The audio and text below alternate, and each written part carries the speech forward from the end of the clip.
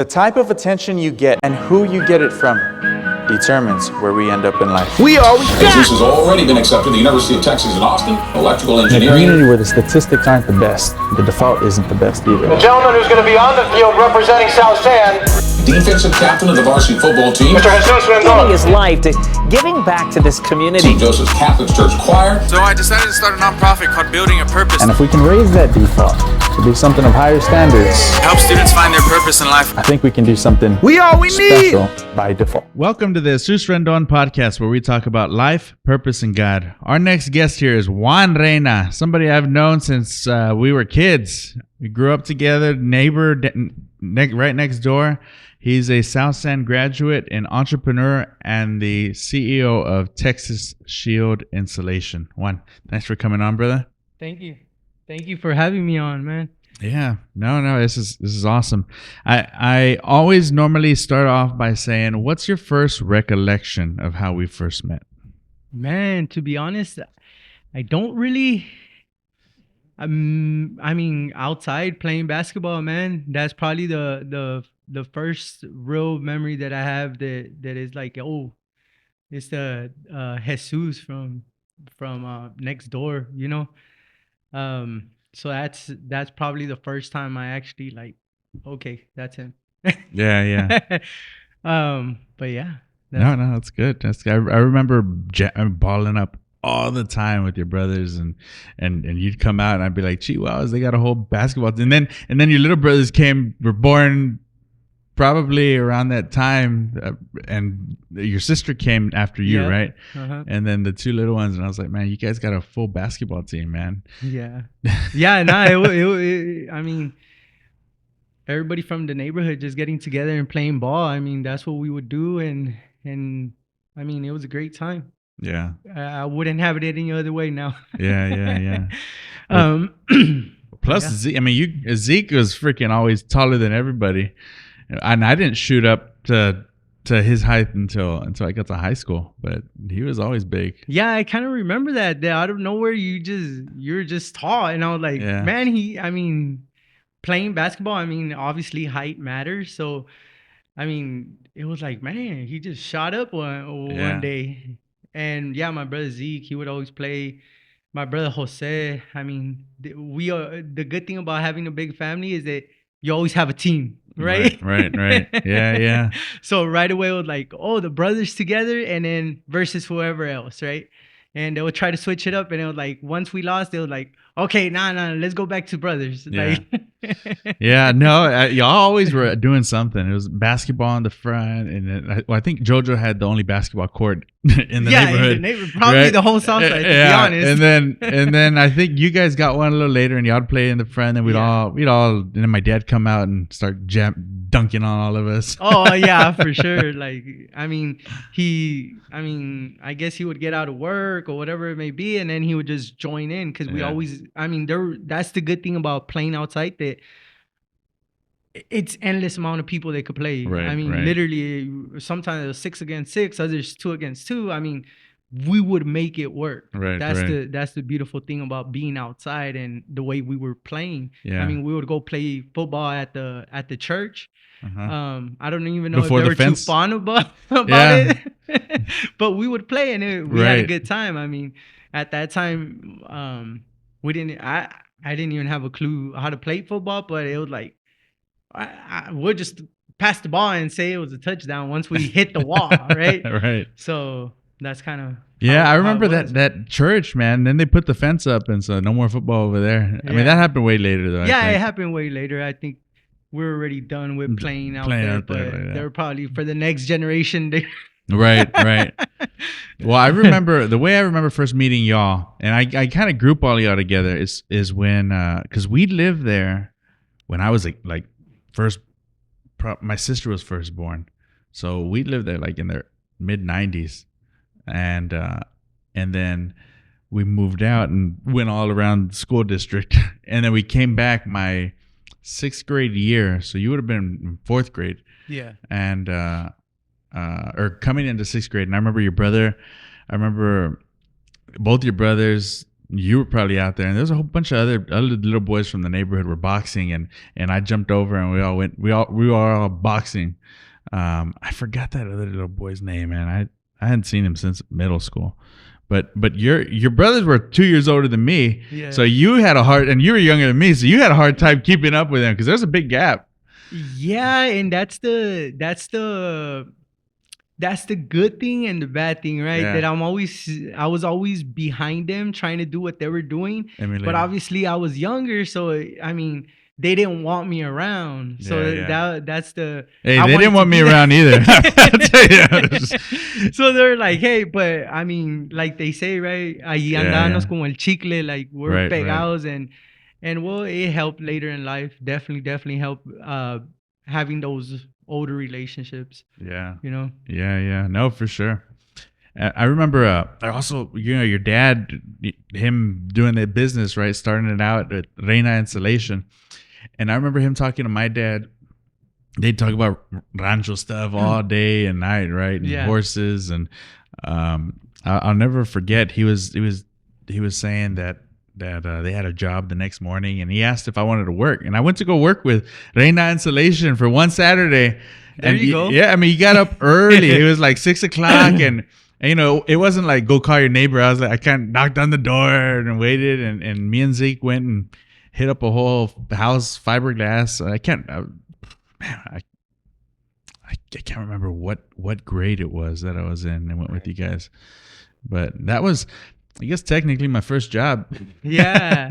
And it's funny because I remember that house. Yeah. So it was going towards the west side on 90, and I think it was I forgot the street, but I know where it's at. I know how to get there. Yeah. But the reason why I remember it is we did it wrong. because you were there, and I was like, it's the only house where you went. So I definitely remember that house. It's like, man, that house was supposed to hold good insulation. It was all cold in the winter. I put Rendon insulation. That's why it didn't last as good. It's like, no, I asked for I paid for Reyna insulation, not Rendon insulation. Yeah, no, definitely. He started the business back then, so yeah, definitely. Did your dad always do that when he was young, or how did he get into the business? Do you know? I'm gonna be honest with you. I really don't know, and I haven't really asked them, to be honest. Like, hey, how did you go about it? From the brief little things that I know is that he worked different jobs, and that's the one he really liked. But for him to say that he's done it as young as we did it, definitely not. We're the ones that actually started pretty young. I mean, just imagine your age, and I was probably smaller than that. You were smaller than me, for sure. And I was already out there, so definitely it's been a while for us. But for him, he started a little bit later on, so. Yeah. You know how I knew y'all's business was getting better and better? Because it started with just a house, and then there was a little cuartito, and that thing filled up with insulation. Then you added on to the house some more, and that thing was full of insulation. I'm like, hey, it must be doing pretty good over there, because it just slowly grew bigger and bigger. And then, I mean, y'all ended up, I think the common testament that I've heard from all your brothers is that you really took it to the next level. Man, I really tried to take it to the next level. I think that's the biggest thing, right? That we look for the next level, but I mean, you gotta try, right? Because you really don't know you took it to the next level until you look back, right? And once you look back, you're like, oh wow, I didn't even realize I did all that. So when my brother started telling me, hey man, like, this is crazy. Hey, and we started doing other things. We started doing a little bit bigger projects and stuff like that. That's in the moment, you don't really realize it. But then when I was finally able to look back, I was like, oh, wow, I actually did do something. I wasn't trying to do it. I guess that's what that's what I'm really trying to say. I wasn't really trying to do it. It just happened, and I think that's when things happen the best, right? When you're not trying to achieve something, you just do it because it's the next thing, it's the next goal, it's you just keep going without really looking to the side.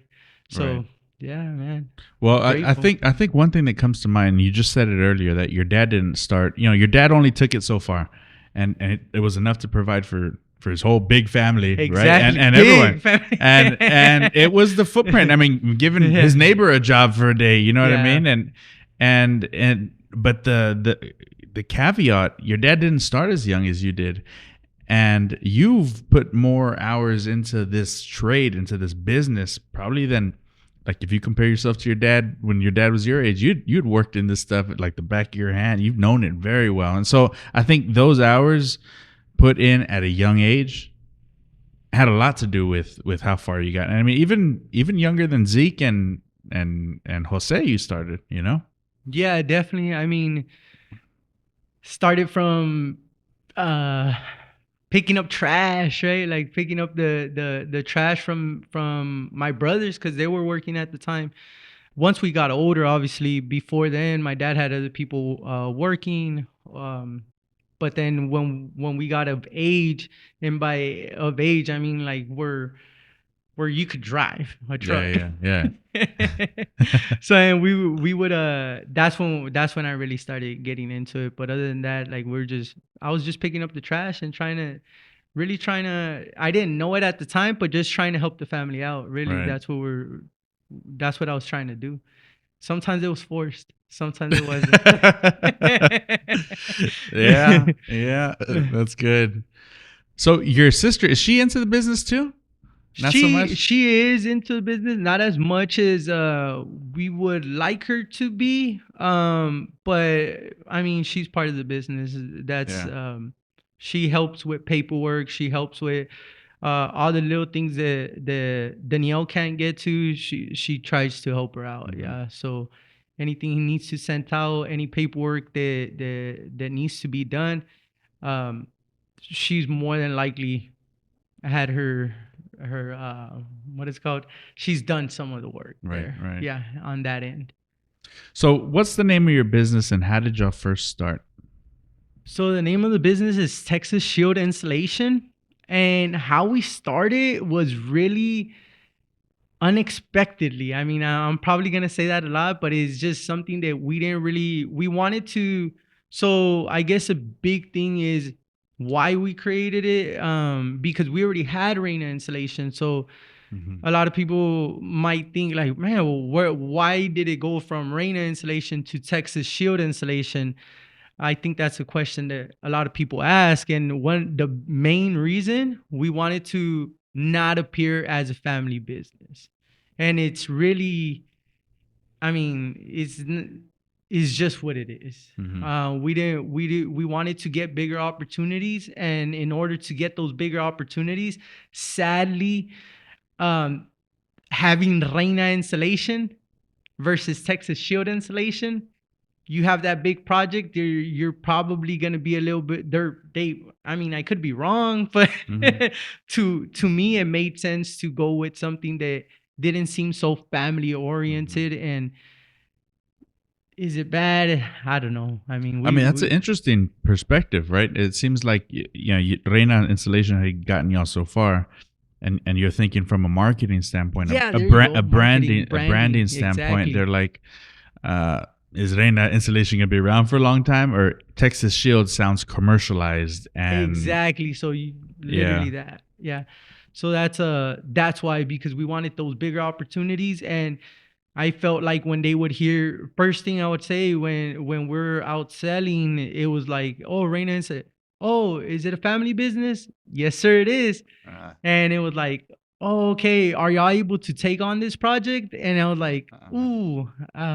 So once you hear that a few times, I mean, you got to change something, right? Yeah. Something has to give. So that's when we're like, you know what, let's change it up. And once they hear Texas Shield, is like, there's no question. Right. I mean, that question doesn't even come up. So that already gives us, it just puts us in a better position. Right. Yeah. That's a smart move, and it's interesting that you noticed that after all those conversations where that's the first thing to think. Do you have enough to take this project on? But you think Texas Shield? I mean, it's in the name, right? Like the shield to protect you against the heat and the cold, and so now that's interesting. So yeah, we definitely did put a lot of thought into our name. To be honest, it took a long time to create the name. And I mean, we've had feedback from customers, and they're like, "Hey, how'd you come up with it?" And I'm like, "Man, I just thought about a bunch of things, wrote them all down, and Nice. kind of paired one thing with another, and then now I think that thankfully it's caught on, and Right. It's got and it's traction. worked out. Yeah, it's Yeah. worked out. It definitely worked out. Yeah, I've seen some of your vehicles, and I think there's I don't want to put you on blast, but do you have one that looks like a cow?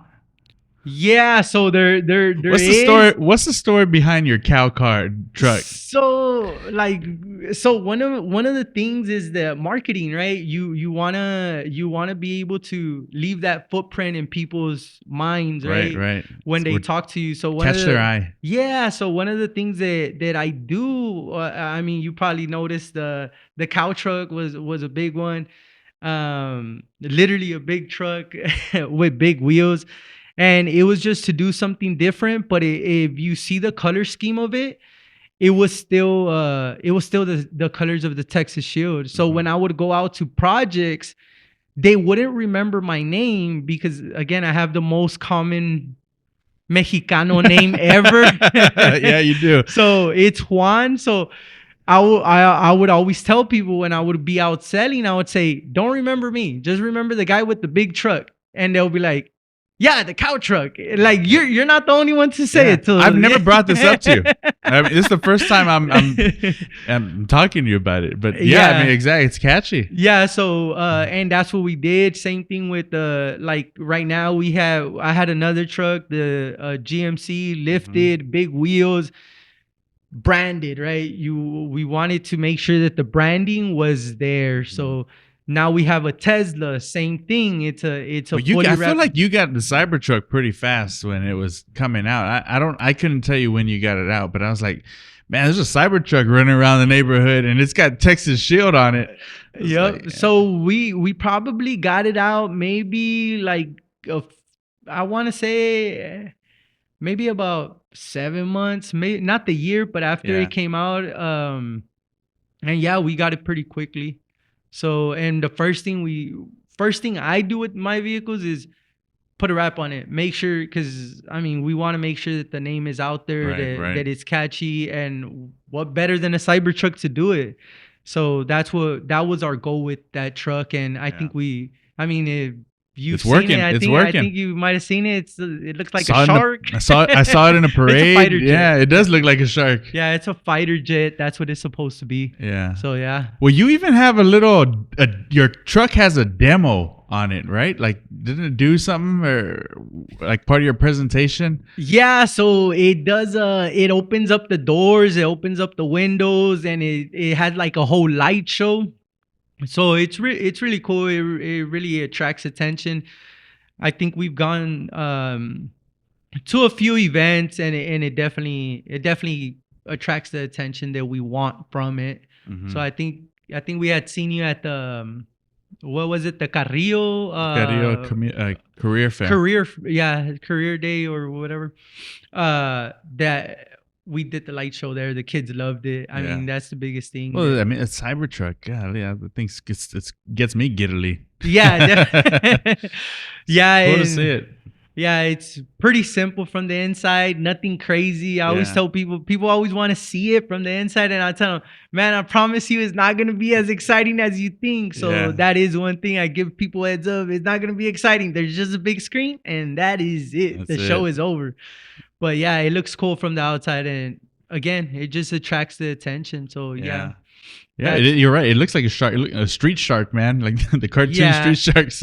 Yeah, it's supposed to be a fighter jet. Okay. So I mean, we kind of worked with it right there, and well, to go back, that's where the cow truck came from. It was supposed to be a camel. But then with the colors that it had, and it was a big truck, so yeah, people definitely would say, "Hey, that looks like a cow," and I'm like, "It's camel, but it's close. As long as you remember it, it's okay." So right. That was the biggest thing. So yeah, that's my vehicles that I've had and that I have. I try to keep that same thing, and it's hard. It's really you gotta be creative. You gotta have good branding, good, and those things, they work, even though it seems like they may be unnecessary, but if you remember, that's what matters. Yeah, that's the biggest thing. We want people to remember, and having a name like Juan, like I said, they're like, I get calls sometimes. They're like, "Hey Juan, are you the insulation one or my framer?" My framer. And I'm like, "No, I'm the insulation guy." They're like, so now I've noticed that people ask me, "Yeah, are you the one with the big truck?" I guess to not say which one are you, right? Yeah, So yeah, does it help? Yeah, I think it definitely helped. Yeah, for yeah. sure. What do you attribute most of your success to? Man, I think the basics, the having manners, being persistent, just those things, the real basic things that we all know. Like, even, I mean, we've gotten large projects just off of the simple fact that they like the way I am as a person. Not really, they don't even know Texas Shield, and just having those fundamentals where it's just the yes sir, no ma'am, having those basic, I mean, you would even call them, I guess, courtesy, right? Manners. Yeah, yeah. Just, I think that's a large part of the success. That goes a long way. Yeah, it goes a long way. Just, and being persistent. I mean, you do something long enough, and I mean, there's there's only one way, right? That you could go, just being persistent on something. So Yeah. you're gonna eventually get better. You're gonna fix the little things that you're doing wrong, and those things are gonna help you elevate to the next level. So yeah, persistence, another big one, right? Yeah. Well, I think one common trait I've seen in you since I've known you has been your humility. And I say that because your dad had Reyna Insulation. And it takes a little bit of humility to change name and branding off of Reyna, y'all's last name, right? To go Texas Shield, to think this is going to be better for us, right? And it also takes a little bit of strategy to think marketing wise, like that's what you gotta. It works. I mean, obviously, like I said, everybody in the neighborhood sees the cow coming down, and everybody sees the Tesla, and you've got to be creative and a little bit willing to stick your neck out to try something different. And maybe it was those things that also helped lead you into a different revenue stream that you hadn't really tapped into. Yeah, I mean, definitely. I think it definitely didn't hurt us. It definitely helped us. Yeah. But yeah, I guess, like you said, thinking outside the box, right? Stuff that other people hadn't seen. I mean, I don't see a lot of installation companies with the marketing that we do. I Right. guess we would say Right. now it's coming a little bit more into play nowadays, but I think that that's a good thing. That's Yeah. a good thing. It shows that we're doing something right. Right. Mhm. Your wife also helps with the business, right? Oh yeah, 100%. How did y'all meet? So we actually met through her niece. So um her niece and her, I think her niece is like a year older than her. And then she introduced us, and from there we're in high school, and that's how we ended up meeting. But she wouldn't go to South San because obviously I went to South San. But yeah, she wouldn't go there. Then eventually she moved over there. But with that being said, that's how we met. They introduced us. Her niece that went to South San with me actually introduced us, and that's how I met her. And literally since the day we met till now, Yeah, y'all been together for a while. How many years? Man, it's gonna be. I have the exact dates on my phone, but no, I'm getting you in trouble. Cheating. Yeah. So we've been together 14 years, married by the court 9 years, and then 2 years married by thankfully, God willing, we were able to get married by the church. So yeah. Yeah. In 2 years? Yeah. No, we got married 2 years ago. Yeah, 2 Okay. years ago. Well, it's about to be 2 years. Okay, about to Yeah. be 2 years. Awesome. So yeah, you said she helps a lot with the business. Yeah, she runs. she helps a lot. She's highly involved in the business. So yeah, it's me and her are more the ones. I guess you could say in the front of the business. But yeah, you definitely, she does a lot of the stuff that people do not see or don't think about that needs to get done in the business, because there's a lot of stuff behind the scenes Right. than just putting up the installation. So all the other stuff, that's what she does. That's what her and my sister do. And yeah, so she does a lot. Yeah. Like I'm probably not even giving her the full credit credit. that she deserves for what she does. Yeah. So she runs the books and keeps the compliances in order for all. Yup. And if you know anything, that's the hardest part. Right. To me, put me in a 150-degree attic and I'll do it all day. Put me in front of a computer and I won't be able to do anything. Yeah.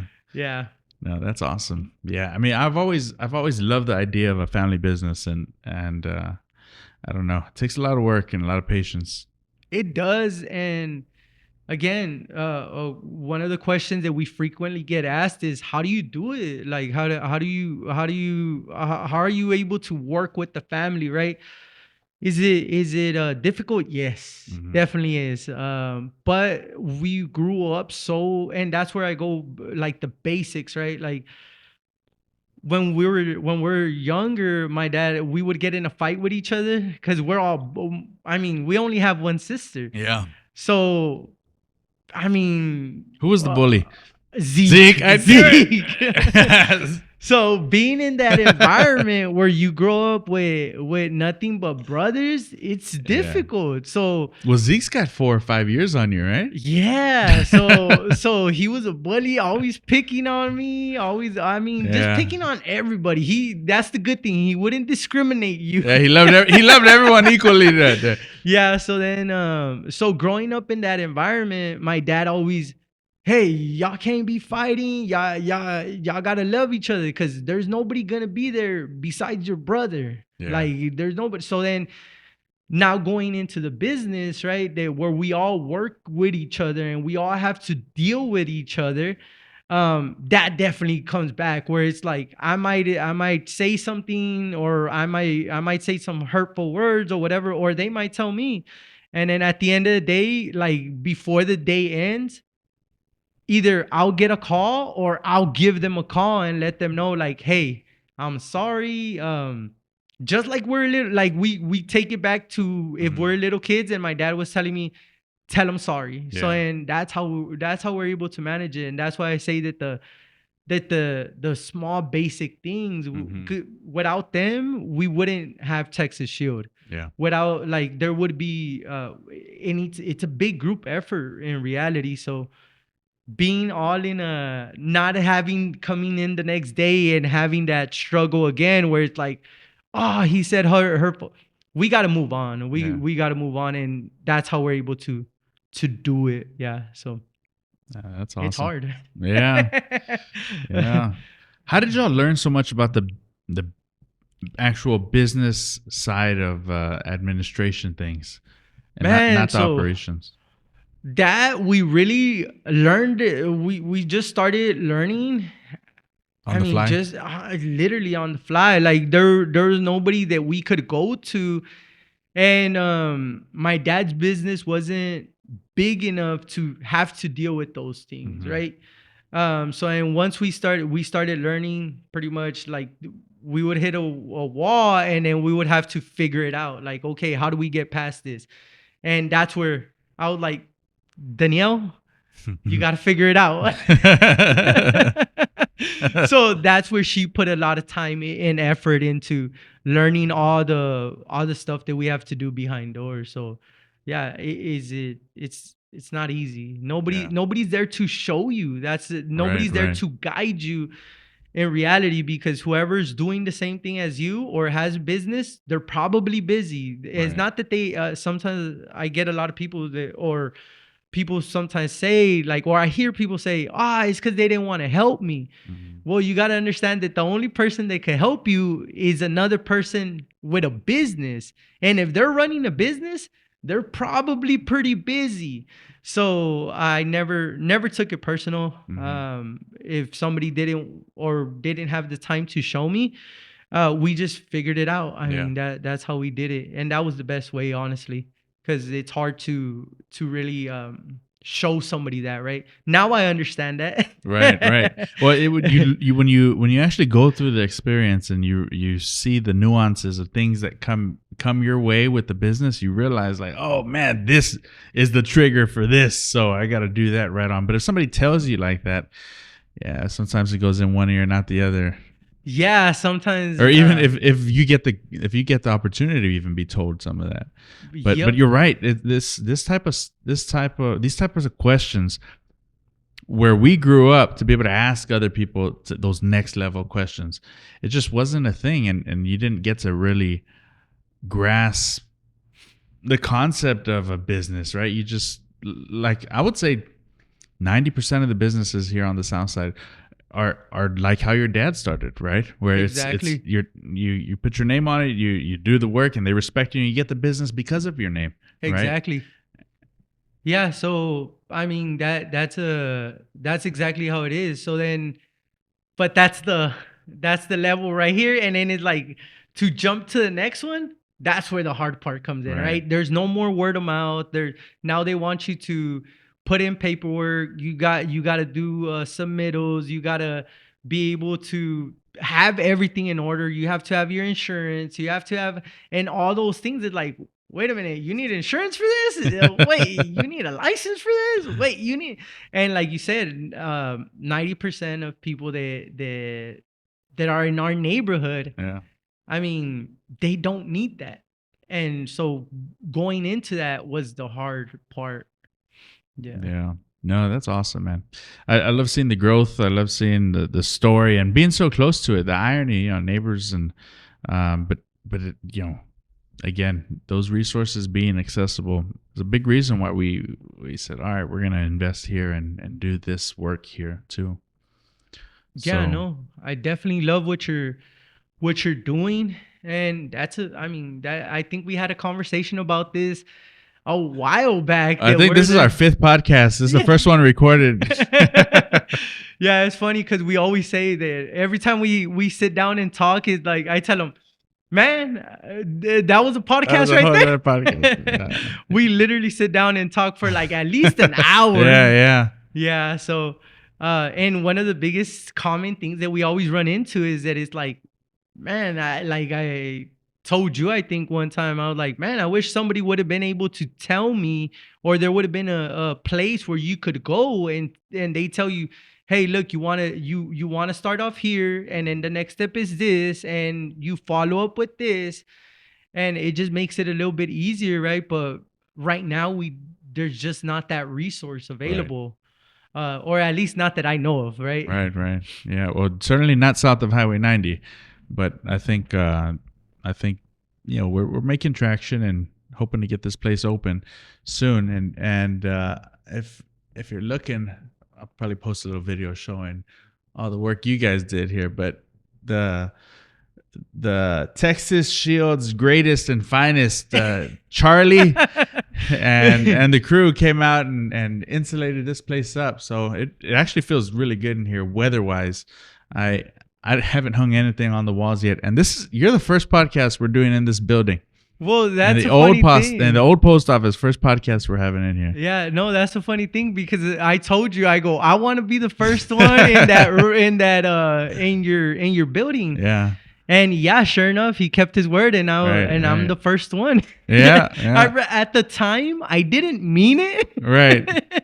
But I was like, we'll do it when it comes. But I mean, things happen, and they happened. That I happened to be the first one. I'll tell you, I had my doubts only because I was like, man, I want to do you a good podcast, like a good job with acoustics and everything going. Yeah. But I was like, at least we'll get that, because it would have been way worse if we didn't have the insulation. Yeah, no, definitely, it definitely helped. And I mean, it's a big, tall room, so like 14 feet, I think, or 12 feet to 14 feet up at top. But no, I think it was only suiting. Yeah, we were the same way you grew up with Zeke as your big brother is almost the way I felt like I grew up with him as my bigger brothers too.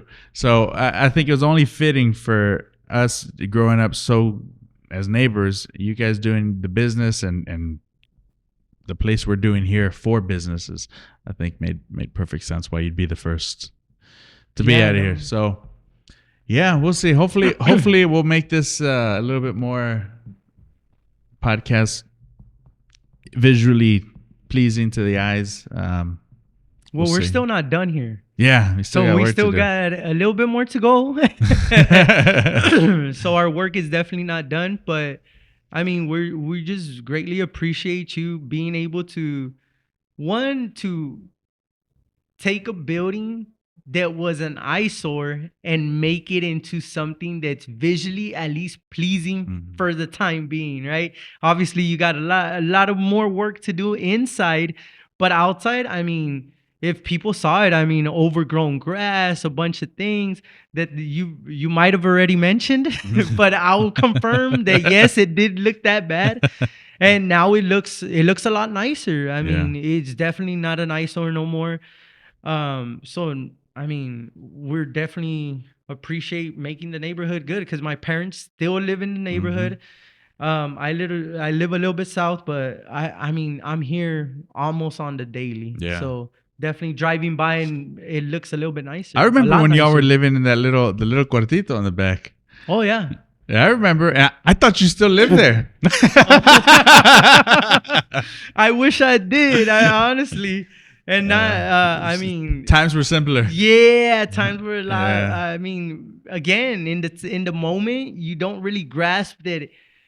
I didn't have that many bills. Yeah. The Hey, it biggest was one- free. Your dad was covering the overhead. Yup. So I mean, and I'm always thankful because I mean, being able to have that opportunity that a lot of people don't get, and I know that it's kind of that us Mexican have that, right? That is like, oh, you still live with your parents, and yes, I took advantage of it. I took advantage of it because as soon as I left that little cuartito in the back, I bought Yeah. my first house. Yeah. And then heck from yeah. there we kind of went on, right? So I'm definitely appreciative of my dad that he allowed me to stay. And Yeah. he wouldn't charge me no rent, no Oh, right. nothing. Yeah, I'll give him money here and there, but it wasn't a rent. So Right. but that's good that you brought it up because I think a lot remember- of people don't know. Don't know that- where you started. Yeah. where No, we that little started. cuartito. Is that the same cuartito? Were you there for your brother's stand-up Yeah, thing? it Was that the was. cuartito where he cut the girl's hair? Yeah, so that is the same one. That was before. Before you moved in. I moved in. Yeah. that was before I moved in. But yeah, that was a funny one. Yeah, I remember the chair. Y'all had a pool table in there. Y'all had some weights too, and Zeke and Yeah. just working out a lot. And Yeah. I had a barber chair because for a while I kind of wanted to cut hair. Mm-hmm. So and now oddly enough, now I cut hair. Now I cut my son's hair. you do? Yeah, I cut Oh, my that's son's cool. hair. A lot of people don't know that either. Like, I cut my son's hair. I was like, I refuse to pay for my son's haircut. Yeah, the haircuts are getting expensive, Yeah. man. Rios isn't $4.99 or $4.49 anymore. Yeah, I was like, how bad a job could, and he can't complain. Yeah, that's true. How many kids do you have? So I actually have three kids, and then I have 2 girls, and then my boy, and then we have another one on the way. Get out of here. Yep, Congratulations, brother. When thank is you. she due? October. October. Okay. Yep. Yeah. So our babies are gonna be kind of a couple months apart. You know, Oh, wow. Judith's due in July. Oh, congratulations! I didn't know Yeah, that either. yeah. Little boy, our fourth little boy. He'll be the last one though. Okay, so we're kind of on the same plan because I mean, we're thinking it's the last one. Yeah. You know how things go. Yeah. Later on, you're like, just one more. Yeah, just one. Well, Judith and I, we wanted 5, and man, our generation of kids aren't having as many kids as other previous generations, Yeah, right? So correct. for us to have 4, I mean, we're not the norm, but Judith, all of them were C-sections. So Oh, wow. so first of all, to find a doctor who's willing to do that, I mean, man, I'd kiss Dr. Largosa's feet, man. She's God bless her. Seriously, as she's taking care of my wife, and then to find a wife who's willing to have that many kids and go through all that, Yeah. God made her for me. But man, it's this one just for her health. I think we're gonna have to. Yeah, no, yeah, definitely kind of on the same page. I personally wanted to have 6. To beat your dad. One more. No. To be on par with them, right? all right. So then, but no, I think the way things are, and it takes, like you said. I mean, we want all the kids because I say me, I don't go through, or I can't feel what she's feeling, right? Mm-hmm.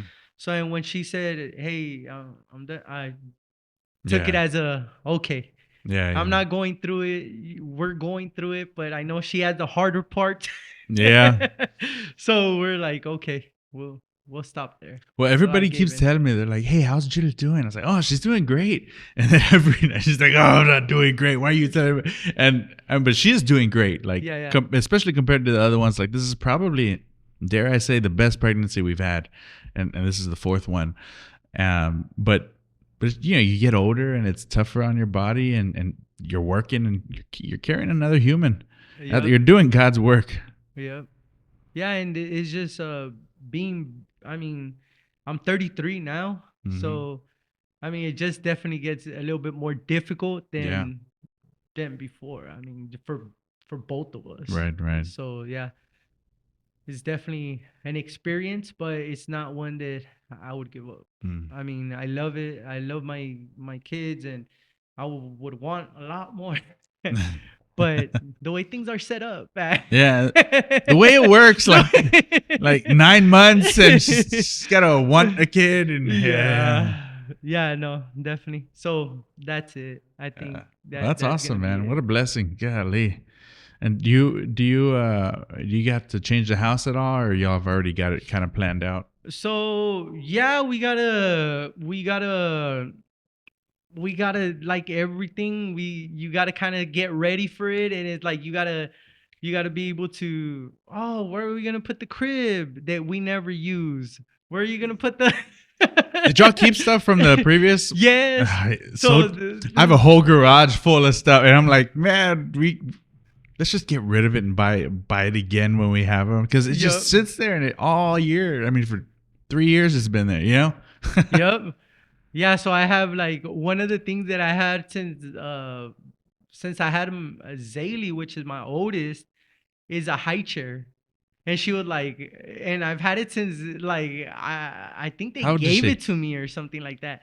But I sanded she's 12 years old. So for 12 years I've had it, and she would let's get rid of it and buy another one. And I was like, no. So I sanded that one down, did the whole, because it's a wooden high chair. So, and I sanded it all down, made it nice. And then, so yeah, and I'm like, I put way too much work into it. Nice. That's ironic, because probably the one thing we do have too is a high chair. It's not a wooden authentic one. A friend from college gave it to us. A shout out to Shraddha, another engineer we went to school. She knew Judith and I were over there. But the irony that you keep that, I guess we've also kept that for 8 years now.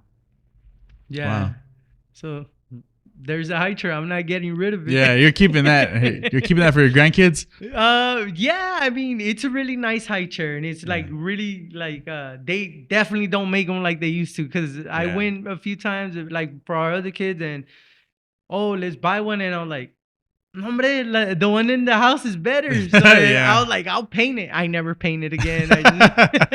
Because it gets forgotten. So yeah. But no, now it has to be honest, now it has a sentimental value, because now I'm like, no, we can't get rid of it. Now it's not. It doesn't look the nicest, but now it's just, it's just there. I'm like, I've had it for this long.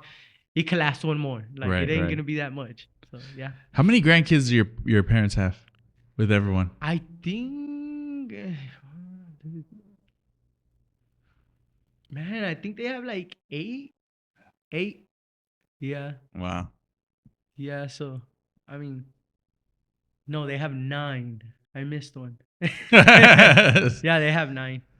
Do y'all? I bet you. So when y'all have family get-togethers, I know y'all have a lot at y'all's house, but do y'all go out to the ranch and mostly go out there. Yeah, we go out there, kind of spend, and we're the big thing is trying to show them the same thing that my dad showed us, and plus some, right? Right. So I think that's the big thing that we're trying to, I mean, just raise them with how do I say it? Like just a little bit, with a little bit with our touch, right? I guess you could say like with our touch. So Yeah.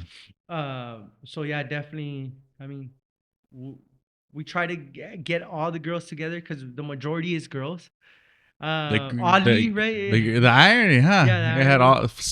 all 5 boys and then One girl. one girl, and then now it's Now it's well, gonna you've got be- two I girls have and two two girls and one my boy. brother has 2 girls, and then my other brother has one. So it's literally the opposite. I mean, Yeah. now we have more girls than boys. Yeah. But yeah, we're I mean, we try to get them all together. Have them. They really. We try to like if they're sisters, like Right, so. right. They all see each other and they all treat each other like you see it, and you'll see one of us with all the girls or like with all the kids, and Yeah. they all look like us. So Yeah, y'all They're all like- look alike, man. Y'all, your brother, and Jose too, man. And especially Charlie, and yeah, yeah, me and Charlie get confused pretty often. Yeah, pretty often. Yeah, like I've had people shake my hand and go around and shake his hand, and they're like, "Didn't I shake your hand already?" And it's like, and I come around the other side, and they're like, "Wait, you didn't have that?" And I'm like, "Yeah, he's my brother." Like, "Oh, okay, is he your twin brother?" And I'm like, "No, definitely not." But me and him are probably the ones that look the most alike. If Yeah. like, Zeke too, but Zeke stands out because he's tall. Well, Charlie's tall too. Yeah, Charlie's tall, but not as tall as Zeke. So Yeah. you definitely remember Zeke because of the height. Yeah, And he's real flacco too. yeah, and then Zeke he's always clean. Like Yeah. he's always clean. Like so usually we're working. So then they're like, you can't, like, definitely not Zeke. So Yeah. yeah. Who else is tall in your family? Your dad's pretty tall. My dad's tall, but the height your he tios? gets, I think, is from my grandpa. Your grandpa's tall. Yeah, my grandpa was pretty tall. Yeah, I think he was like 6'4" or something like wow. that. So not really tall, but tall enough to get that. And y'all were your parents were from San Luis. My parents are originally from Mexico. So they are from Mexico, and I think that's one of the biggest things that they're from Nuevo León. But we're really close to San Luis. So that's why the nearest town, I guess if you would call it that, it was in San Luis. So that's the nearest like town. Town from the rancho. Yeah, so the rancho they're from a small rancho. You probably can't even find it. But yeah, they're from a small rancho, and then the closest town is in San Luis. So yeah. Yeah. That's our place before my grandma sold it when I was in high school, the closest town was Anawa. Oh, okay. So, but what's the best advice anybody's ever given you? In the life perspective, was appreciate the moment. That's the biggest one for life, right? That a lot of people have told me that, and me being as busy as I am, I guess I didn't even realize it, but I guess people would see that, and they would, like, I had older gentlemen or older folks tell me, like, "Hey, calm down, like, appreciate what you've done." Yeah. And I was like, no. I'm like, I'm like, he's crazy. And now I'm 33. So now my life is kind of coming together a little. And I'm like, oh, I'm 33. Yeah. So last year and the last 2 years, I really been trying to do that. Appreciate the moment. Appreciate what I've done. I haven't done much, but what I have done, kind of not take it for granted, especially my kids. Being busy, running a business, doing all those things, it definitely gets in the way of family. And I mean, just you just start hearing people. I think once you get to our age, you start hearing people of, hey, they passed away, hey, and you start realizing like, wait, my parents, like you start looking back and wait, my parents are like I got to spend time with them. So that's a big thing, that appreciate the moment. So, and that goes for that. Now for business, being honest. For business, I think the biggest, the best advice I've got is just be honest. You can't do something, just be honest and say, hey, I can't do it, or I'm just whatever it may be. Even tackling a big project, like, hey, I haven't done a project this big, but I know how to execute it. This is kind of my goal, or this is going to be my route to be able to execute the job that you're looking to get done. And I think there's a saying, right? Oh, just fake it till you make it, right? And I mean, that's good, it works, but I think that's the biggest thing, that just being honest and being able to tell people what your goal is, and being able to work with that. I think for business, that's the biggest one, just being honest. Yeah. No, those are great pieces of advice. I think fake it till you make it. I think in the right context works. Yeah, like exactly. something something like you're falsely advertising. Obviously, your product's not there. Yeah, it's kind of crooked, right? Yeah. But if you're telling your wife, hey, you gotta fake it to make sure you learn that stuff. Yeah. Nobody else is gonna, right? Like, Yeah. you tell yourself you're not this, and nobody, you don't need college, and that's the other thing is, like, even with college, like, it doesn't give you the experience that you get when you're in the field, and it's your life and it's your family that's at stake, and your reputation, and you're out there and you're like, I know I didn't learn. I know I learned this, but in college, but you do it that way, you're not gonna do it as good as somebody who learned it on the job and messed up 3 times. And it's like, no, don't go that way, right? Or figured it out hands on. So I think there's something to be said about fake it till you make it being worth it when it comes to self affirmation and telling yourself. Definitely. Yeah, definitely. In that aspect, I definitely agree. Yeah, definitely. I definitely agree with that. Yeah, because there's a lot of times that I guess, we did fake it. Yeah, but but you figured it out. Yeah, I figured it out. That's the biggest. So it's fake it till you make it, but figure it out first. Yeah, and I guess it's not going into like because even the same things, and even with the paperwork we had to get done, one of the biggest thing that I would do was ask, hey, how do y'all want to set up? Like how like, can you guide me? And were they annoyed? Yes, because they could have gone with somebody that already knew how to do it. So I guess that's from my point of view, right? From where I'm like, like I was honest with them, and I'm like, hey, can you please show me? Like, I know it's gonna take some of your time. Like we'll see how we could compensate you, or like maybe we could work out a deal or something. Just help me. And then for the next ones, obviously I already knew how to do it. So right. So yeah, I guess that's the route that I was trying to say. Yeah. Like, no, it makes sense. Makes sense. What in this, line of work that you do, what do you think people's biggest challenges? I think and I'll kind of generalize it, and I guess I'll say like construction. The biggest thing is as far as like the work up front is gonna be labor, right? So labor is always a challenge. You always hear, right, where it's like they're not built like they used to, right? Yeah.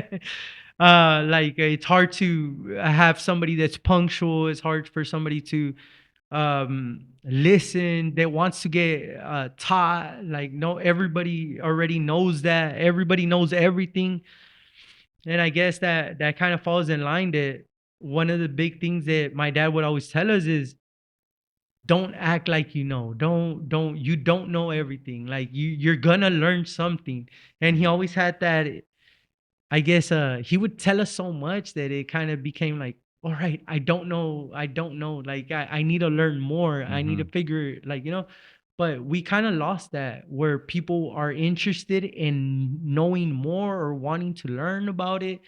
So I think up front that's a in the that's a challenge, right? Now in the back is guidance. I mean, with the paperwork and all of that stuff, there's no guidance. Nobody tells you how to open an LLC. Nobody tells you how to set up your bank account. And what I mean is not going to go open up a bank account, right? It's reconciling your books on a monthly basis. Like, hey, being this compliant. money is your money, but it's not your money. So all of those things, people don't tell you that. Yeah. You get a good paycheck and you're like, poof. Like, because in construction there is good money, but that's the problem that nobody teaches you money management, I guess you could say, or any of the paperwork, the licenses you need, all of those things. I mean, people, you hear from somebody and then they tell you one way, you hear from somebody else. So there's no guidance in the back end, right? So those are the really the biggest challenges, and I would say the back end is probably more challenging than the labor. Yeah. And then And the actual operations. the jobs you're doing. operations. There you go. Yeah. Yeah. No, that's a great insight on some of the challenges of the industry, and I think we see it all across the country, right? Yeah. I mean, and especially when the cost of lumber and everything went up, and it's like, oh, let's try to cut it on labor, and then it's like, well, you can't go any lower than what you've already been going, Yeah. especially if the demand is high. So no, those are good insight. What's your purpose in life? Man, that's a good one, and I've actually been asking myself that more frequently. And to be sincere with you, I haven't found it, but I'm looking for it. And I think that's one of the things that I mentioned when we were talking about it. I was like, hey, Jesus, like, I think I'm still in the point of my life where I'm trying to figure out my purpose. And so I'm looking for my purpose. I'm trying to, and my wife tells me all the time, she's like, why are you trying to look for a higher purpose? You've done so much. You like, look at this. And I'm like, man, I just feel like we always could do, we're here for a higher purpose, right? And we got to find it. And I think that right now that's one of the things that I wouldn't say struggling with, but I'm trying to get there. Yeah. Okay. I know I didn't answer your question, but No, you went back to what your advice for business was. Be honest. yeah. Yeah, so wasn't great, but that's what it is. Yeah. Okay. Do you I know we've talked for hours about these topics here that coming up with church and things, but do you remember what was your faith journey like when you were a kid? Man, I remember my dad wasn't really the type to go to church and stuff like that. My mom was, so she's always been real strong Catholic. She would go to mass, not every Sunday, but a lot more frequently than my dad. And I remember that going through tough times, one of the things she would say is, let's pray. So I definitely remember praying, especially in some really tough times. That's the first thing, like, hey, before y'all go to school, we're going to pray. And she asked me, do you remember that I would tell you that I would get y'all together and pray? And I was like, yeah, I remember. And so yeah, there was definitely a presence of religion in our family as young. I mean, not as much as we should have gone, right? But it was definitely there. Yeah. Yes. Yeah, I remember seeing your dad and mom at the early Spanish masses, and every time your dad's old school, and he's like it's just real stoic face, and I'd be like throwing my voice all high, hi, Mr. Nina, and he'd be, you were all right. He recognized me. He's like, Yeah. Yeah, no. But then as now when I started doing my classes to get married, that's when I really started going. I was more, and I had a we had already been going. That's the whole reason why we wanted to get married by the church. But yeah, we ended up we did our classes. We really focused on that these last years, and that's what we've been doing. We've been trying to get more involved, trying to do what we can to be able to just help out, really. So yeah. is there a Bible parable or a verse or story that highly resonates with you?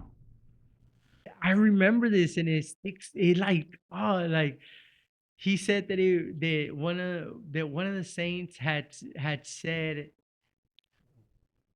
you don't have to be doing right, but with the fact that you want to do right, Mm-hmm. that's good. Mm. And I always recall that, or I always go back to that, because it's like sometimes I don't know if I'm doing the right thing, but I know that my intention is good. Ah, right. So I think I said it the best right there. Yeah. No, that's well So said.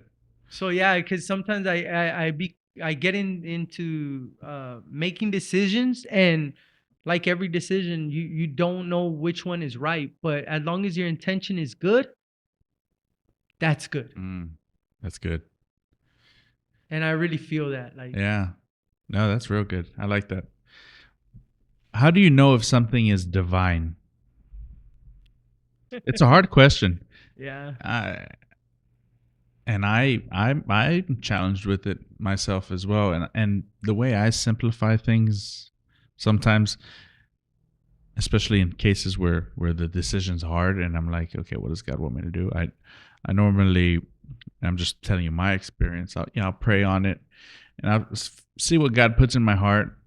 I know what my intent is, and then I always think, is it the easy thing to do or is it the hard thing to do?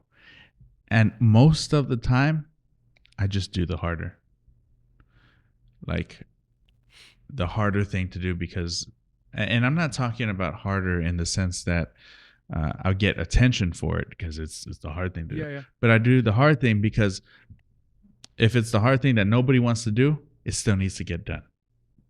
And so I kind of wired myself to think those things and kind of fall line those tracks. But it always starts out with prayer for me. Yeah, definitely prayer. And I think I had a conversation with you the other day about that I was telling you, like, hey, and this is why again, I'm being honest, and it's something that I've been kind of trying to figure out what that is, right? So obviously it's, again, nobody really, you have the Bible, but it's hard to figure out that, right? Like, what does God want me to do? Am I doing the right thing? And that's where I go back to, if my intentions are good, right, then I kind of fall back on that. Right. But at the same time, I mean, I try to kind of get advice, like, hey, Yeah, I you think asked. You I asked. asked you about some decisions that I was trying to make, and yeah, I definitely think that sometimes the hardest thing is, I mean, tends to be the one that we should go with. Yeah. But it's definitely hard. I mean, it's hard for a reason, right? Right. Yeah. It's one of the questions that has stumbled man for 2,000 years. It's like, how do I know if it's God talking to me? how do I know if it's those things? And so I believe that, everybody's got their own personal relationship with God. Like me and God, man, we go way back.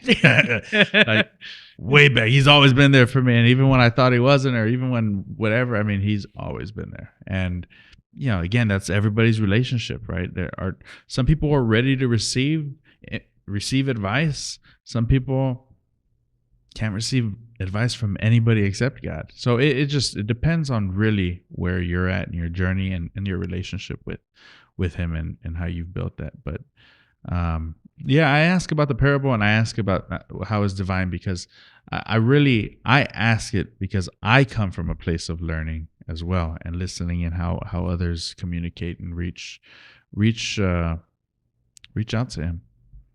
So has your faith always been this strong? You talked about it really starting to solidify over the last, 4 or 5 years. Yeah, no, it hadn't, man. I'm gonna be honest. It was kind of something that was.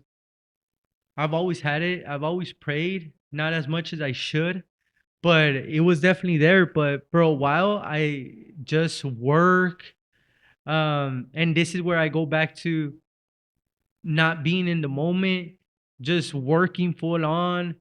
I wasn't being a good Catholic. So yeah, I definitely strayed away. And coming back to it was the best thing. Was the best thing that could happen for me. You kind of go into, well, for me personally, I was working so much, I was doing so much. I mean, I lived far, so I would work and I would get home at 12, right? And I know I'm kind of straying away, but it'll come back. So so I was just putting a lot of pressure on myself. There was a lot of pressure on me. Um and not having that strong faith could definitely break a man.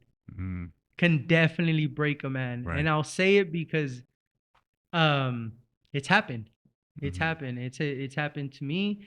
And that's why I was, and when you get broken down, God's always there. Mhm. He's never going to leave your side, no matter who leaves your side, no matter what happens. He's always going to be there. And sad part about it is that we always go to him Mm, when you're broken down, right? right. So then for the last past, I would say 3 years is when I really started trying to build that relationship up and trying to keep that relationship. So not just in the bad moments, but being able to. And with that, so many positive things have come. I've met so many different people. My attitude is nowhere where it was, and that's why I say I'm learning still. I'm probably um not the best to be out here, but but I because I'm still learning. Yeah. So I'm still, like, even with my faith, I'm still on that journey, right? And I think it's a journey that once we get on, we don't stop. It keeps going.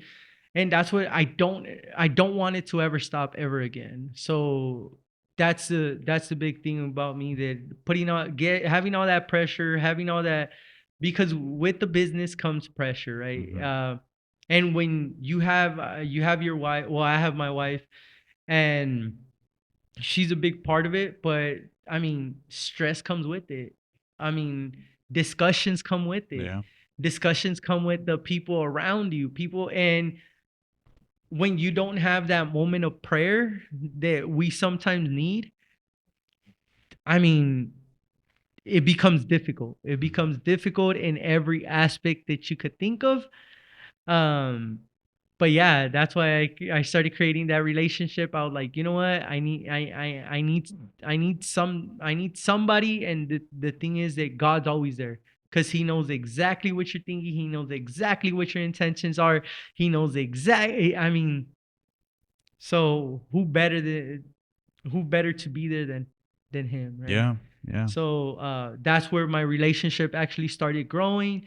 That's where I started. I mean, initially I was the one that kind of started going. Like I would start going to mass, and my wife joined me, and little by little she started going. We would go to like you said, you saw my parents at the 8:30 mass. I would always go. If we don't go to the 8:30, we're not going. Right. You know, Yeah. so Yeah. then, Yeah. an excuse, of course, right? But that's where she doesn't speak Spanish as fluently. She doesn't understand it as good. So and she wouldn't want to join me, and I would be like, oh no, well, kind of like, and it sounds bad, but I would be like, well, too bad, right? It's kind of, I'm used to this, and this is how it is. Yeah. And once I started going, I was like, wait a minute, I'm probably not doing the best thing. Like that's where even just that simple fact that I was like, hey, if you feel more comfortable at the 11:30, let's go to the 11:30. It's not gonna hurt me.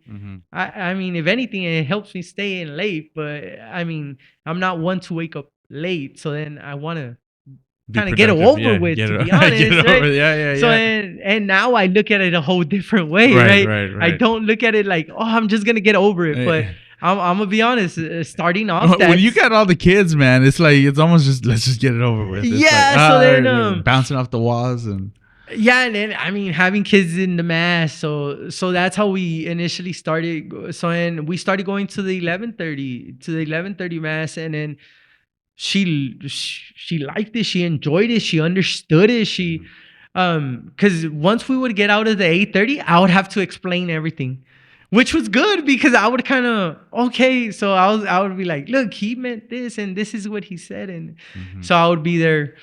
But then we started going to we started going to the 11:30, and then that's when she really picked up on it, and then we just started going more frequently, and then we're like, man, everybody would get up, and it was like, oh, well, we can't get up, right? And so, that's when we're like, no, we got to get married. If we want to do the things the right way, and we're really trying to follow this path, like, it was hard because we had to do classes, we had to figure out, and then I even feel like that was an obstacle, right? Like, they didn't have the classes at St. Joseph's, and we had to go find it, and you wouldn't believe me that I felt like and this is the time where I was like, I was just struggling. So, and I was trying to find my faith, and I was like, I'm not going to stop. Like, something's trying to stop me, and I'm not going to let it stop me. So, and I was like, no, I got to find it. So, and I called one church. They were like, no.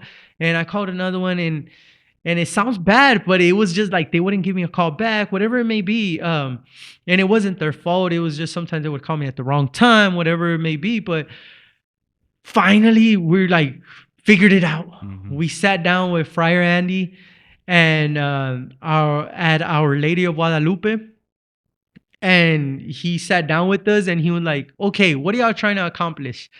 Because I got multiple calls, and and like, y'all aren't from this parish, and it was like don't they have classes? And I was like, yes, we've called multiple, and he was like, oh, okay. And then they kind of figured out what was going on, and it was like, oh, okay, yeah.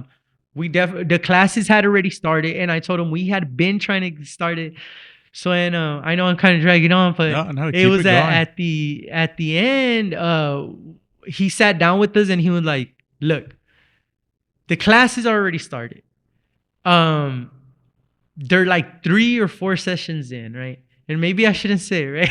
He's gonna get mad. No, I told him about coming onto the podcast. Oh, yeah? About a year ago. Yeah.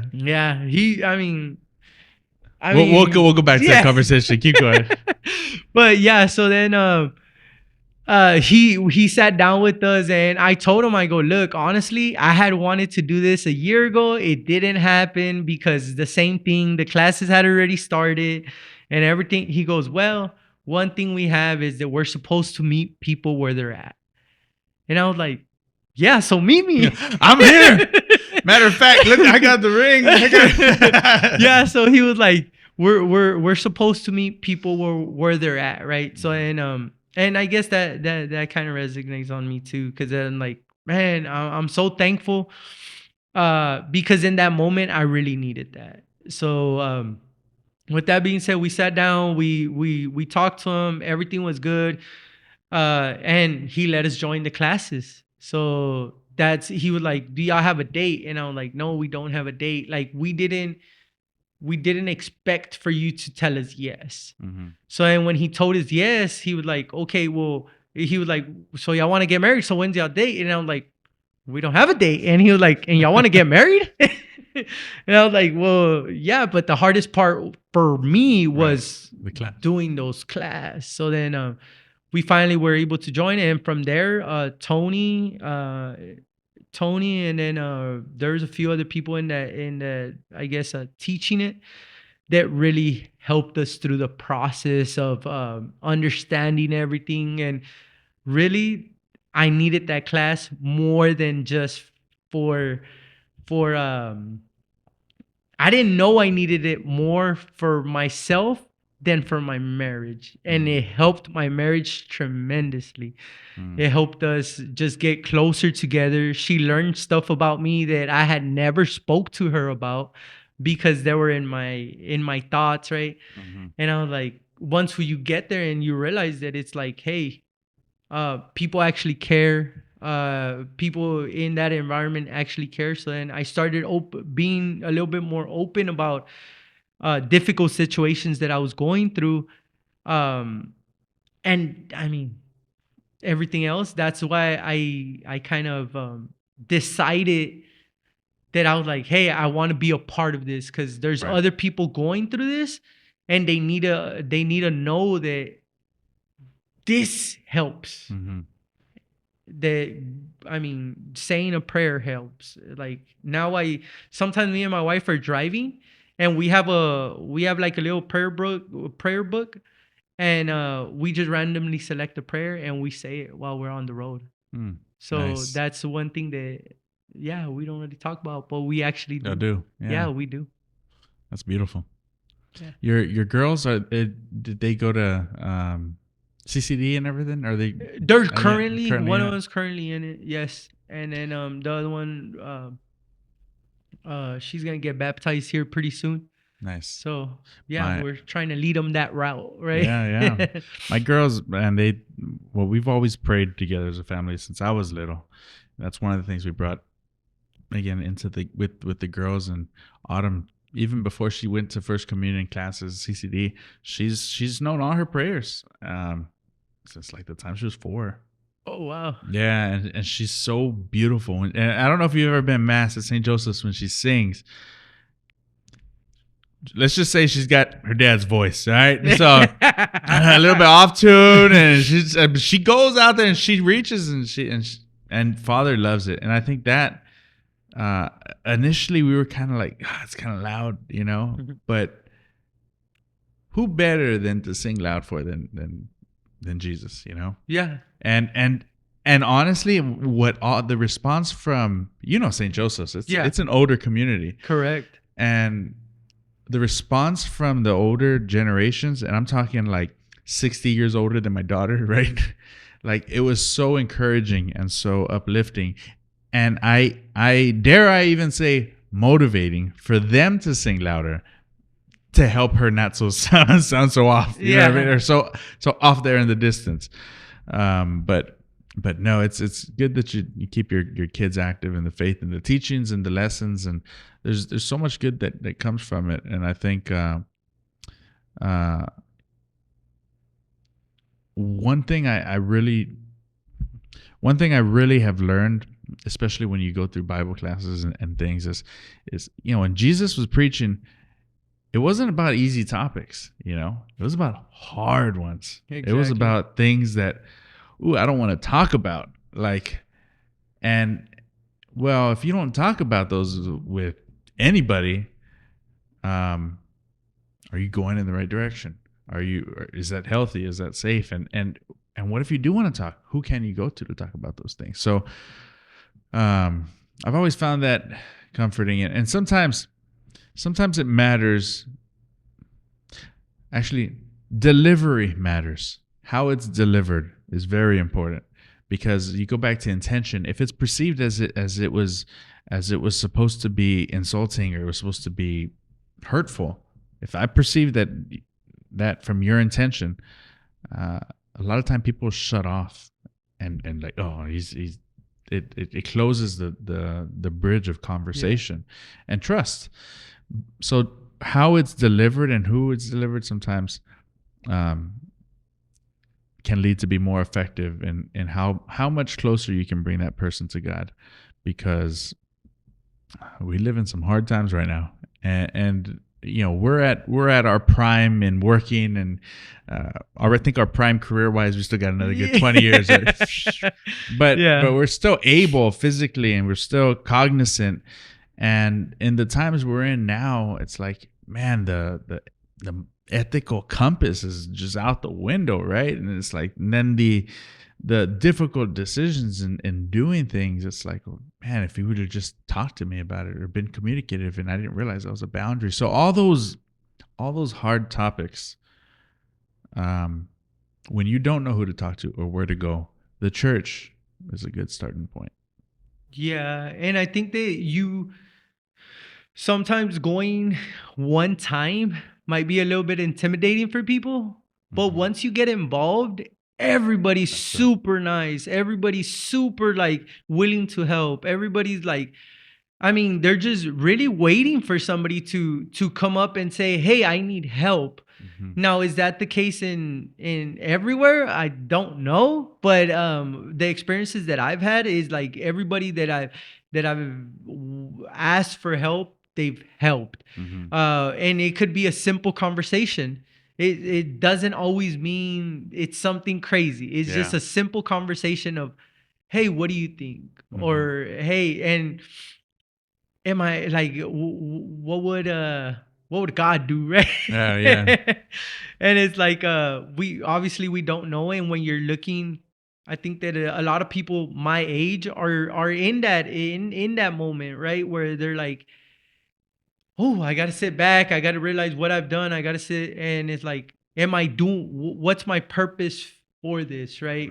So then, I think that now I'm finding a little bit of it. And, but yeah, I encourage everybody to go, to help out, to not just go, but actually be involved. I think that's the biggest thing, getting involved and seeing the people and that they're willing to help. And it just brings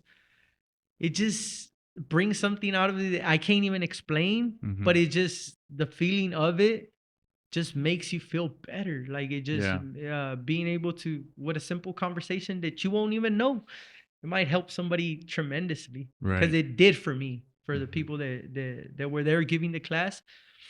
I would stay after class sometimes, me and Danielle, and I had conversations with them, or those one-on-ones where we would have to sit down, and it was like, wow, like some of those things changed my life, to be honest with you.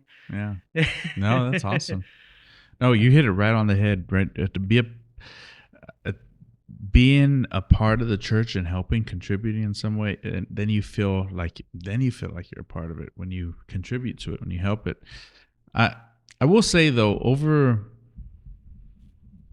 the last 30 years since I've been on earth, when Old St. Joseph's, it wasn't as warm and welcome.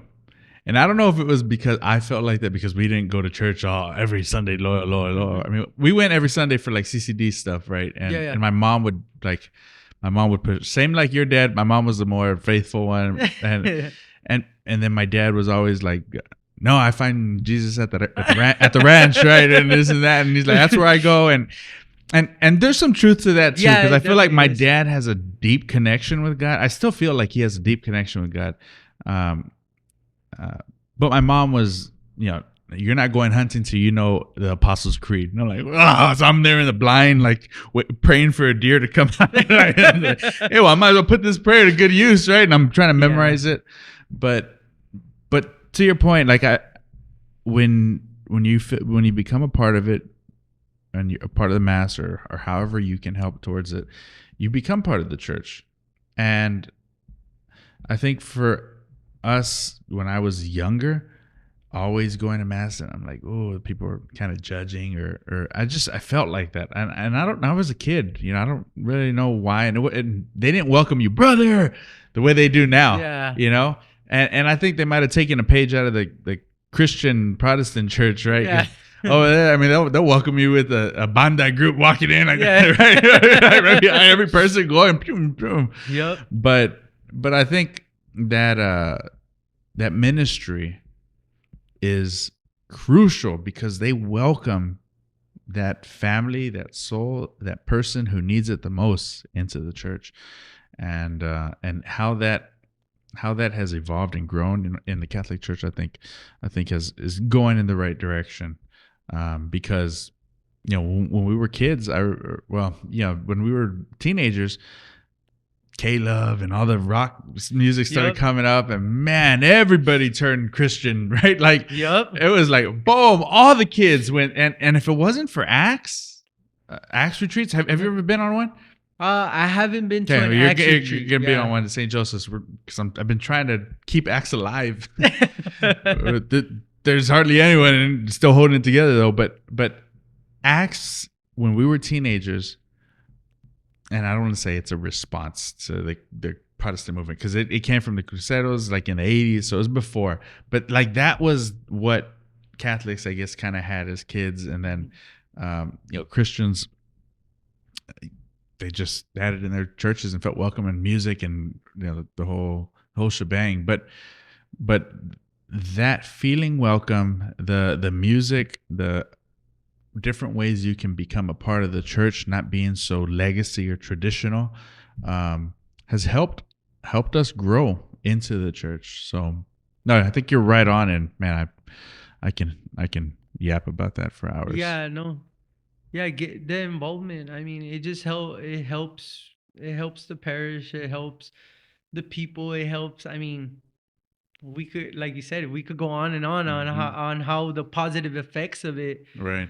I mean, it makes it, but at the end of the day, I mean, also it helps us have a purpose, right? Right. Yeah, so there you go. There you found go. my purpose. Hey, right there. I found it right here on the podcast. Right here, you heard it first here. What do you remember about? Well, my first interaction with Father Andy. Like I said, I want to have him on the podcast because I was helping with the cameras and technology over there at the church. But Father Andy, when I saw him, I was like, was he trying to recruit you? Yeah, he's trying to recruit me over. Well, because Father he was like, come and help me, bro. He's like, Father Alberto, Father, and I talked to Father. Father said he'd come on the podcast too, Father Alberto. Oh, that's good. And Father Francisco. I'm trying to get they all said they're going to do it, but they hadn't gotten here yet. But now we got this place up and going. Hopefully it'll be a little bit more easy and convenient. But I was talking to Father Andy, and he was telling me how the ins and outs about the conventional Franciscans, because he's a conventional, and Father Francisco here at St. Joseph's is a Capuchin, and so he was kind of saying his thing. He said, "Oh no, conventionals are the ones who look over St. Francis's tomb. we're the original." And I'm like, man, those guys are all VGE, dude. Like gray goes, great thing. And I'm like, Father Francisco's in the brown habit. Calm down, Father. It's like, it's cool, man. It's cool. It's cool. Yeah. We're all Catholics here. We're all Catholics here. And but no, he was real cool about it. He was just like, here, go tell Francis, go ask Father Francisco who looks over St. Francis's tomb. It's the conventional Franciscans. So that was real funny. And I was like, yeah, but are you a luchador? Because Father Francisco is in Mexico, and he's got a 2-0 record. Oh, wow. Is he really? He's undefeated. No nah, I didn't know that. Yeah, and Father Francisco was a friar for, I don't want to say right, I want to say like 36 years. Oh, wow. So he's been a friar for a long time, and then he was a brother, and then he became a father.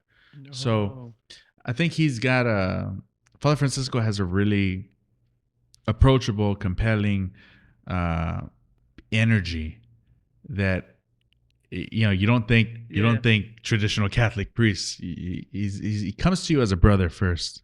Yeah. So I really like that about him. I don't know. Friar Andy was a little bit intimidating when I sat down with him. I was like, oh, because he was like, okay, ¿qué quieren hacer? And I was like, I want to do the classes for marriage. And he was like, no, but like, are y'all gonna give it, or do you? And I was like, real straightforward. Yeah, So direct. I mean, yeah, real direct, real like to the point. Like, what are you looking? What have you done to? And I'm like, I go to church, you know. I'm like, I don't know, like. So yeah, definitely intimidated. Afterwards, he was like, ya sé quién eres. Eres el de la Cybertruck. So even him, I mean, even going back, and then I remember that he was like in mass, he would be like, hay unos con una Cybertruck, a ver, and I was like, oh, that's me. Guilty. Texas Shield. Yeah, so even I guess going back, even he remembered me because of the Cybertruck. Yeah. And I remember we went to a retreat, and he was like, a ver si me dejas ver la troca de adentro. And I was like, ya sé que eres el de la... And I was like, oh, yeah, it's me again. So, yeah. But no, and then... I mean, I could probably say a bunch of good things about him, and he probably doesn't even know how much he's helped me get through things. And I really just a really good person overall. Like, aparte de ser padre and aparte de ser Briar Andy, he just sometimes he says some things that you just need to hear. And if you listen, he probably doesn't even realize what he's doing at the moment. But I'm always listening. So I guess that's another thing about me, that I do like to pay attention or listen to people, what they're actually saying. And I really like some of the things he says. Yeah, he really connects with the people in mass. So yeah, especially sometimes I feel like he's talking directly to me. He probably is Cybertruck guy. Yeah. Nah, yeah. Sometimes and I'm like, I'll kind of say one, right? So one time, we were in mass, and I whispered to my wife, and I was like, man, I hope they don't. And this is just me. You know, sometimes you go in and you're just not in the mood to do anything, right? I think we're all guilty. Hopefully, we are all guilty. Yeah. You know, and then and I whispered over to my wife, and I was like, "Y creo que me van a select to take the gifts. Take the gifts." And I was like, any other day would have been happy, like awesome. That day just wasn't feeling too good, right? So I whispered over, right? And then I was like, okay. With that being said, literally, like, they asked me, and like coincidence, and I was like, yeah, sure. I'm gonna do it, right? So I'm not gonna say no. But I had to whisper to my wife that. So, and oddly enough, he goes up there and he says, when we ask you to help, don't reject it. And I was like, okay, he's not talking about me, but did he hear me? Did he hear? And that's one day he didn't hear me. There's no way he was going to hear me. But I was just like, that's where I'm like, wait, what just happened? You know, so that was a funny one. That's why sometimes I say he's directly speaking. And he said some other things in that mass that I was like, that I had said in my truck, right? Like that I was driving to. I mean, again, it was one of those days where I just wasn't feeling right, you know, whatever the reason may have been. But I had said some stuff in my truck, headed to mass, and guess what? That day he said it. He spoke directly to me, like if he was in the back seat of my truck. Wow. And that was during the homily, and I was like, wow. Like those are the moments that I'm like, God, I know you're there. Yeah. You know. Yeah. I mean, how else, right? Yeah, because in if I wouldn't have told my wife, nobody would have believed Believed me. you, yeah. And I told her going to the mass, and I had whispered that to her, right? That was a small one, right? Yeah. That was the one that, okay, maybe somebody overheard or something, or Right, maybe right. somebody else, but the one in the truck was definitely like, she goes, well, you better start doing some praying right now. Like as soon as we walked out of mass, she was like, well, it seems like you owe somebody, You gotta go to confession. Yeah, Go to like- the gift store and buy you a rosary. literally, like she was like, well, and I'm like, so those are, I guess, sometimes that's why I say sometimes he just, the way he puts things out, I mean, he just does a great job, right? Yeah. Hey, yeah. No, he's good. Yeah. Do you ever go to because it's the tri church, so it's Saint Alfonso's.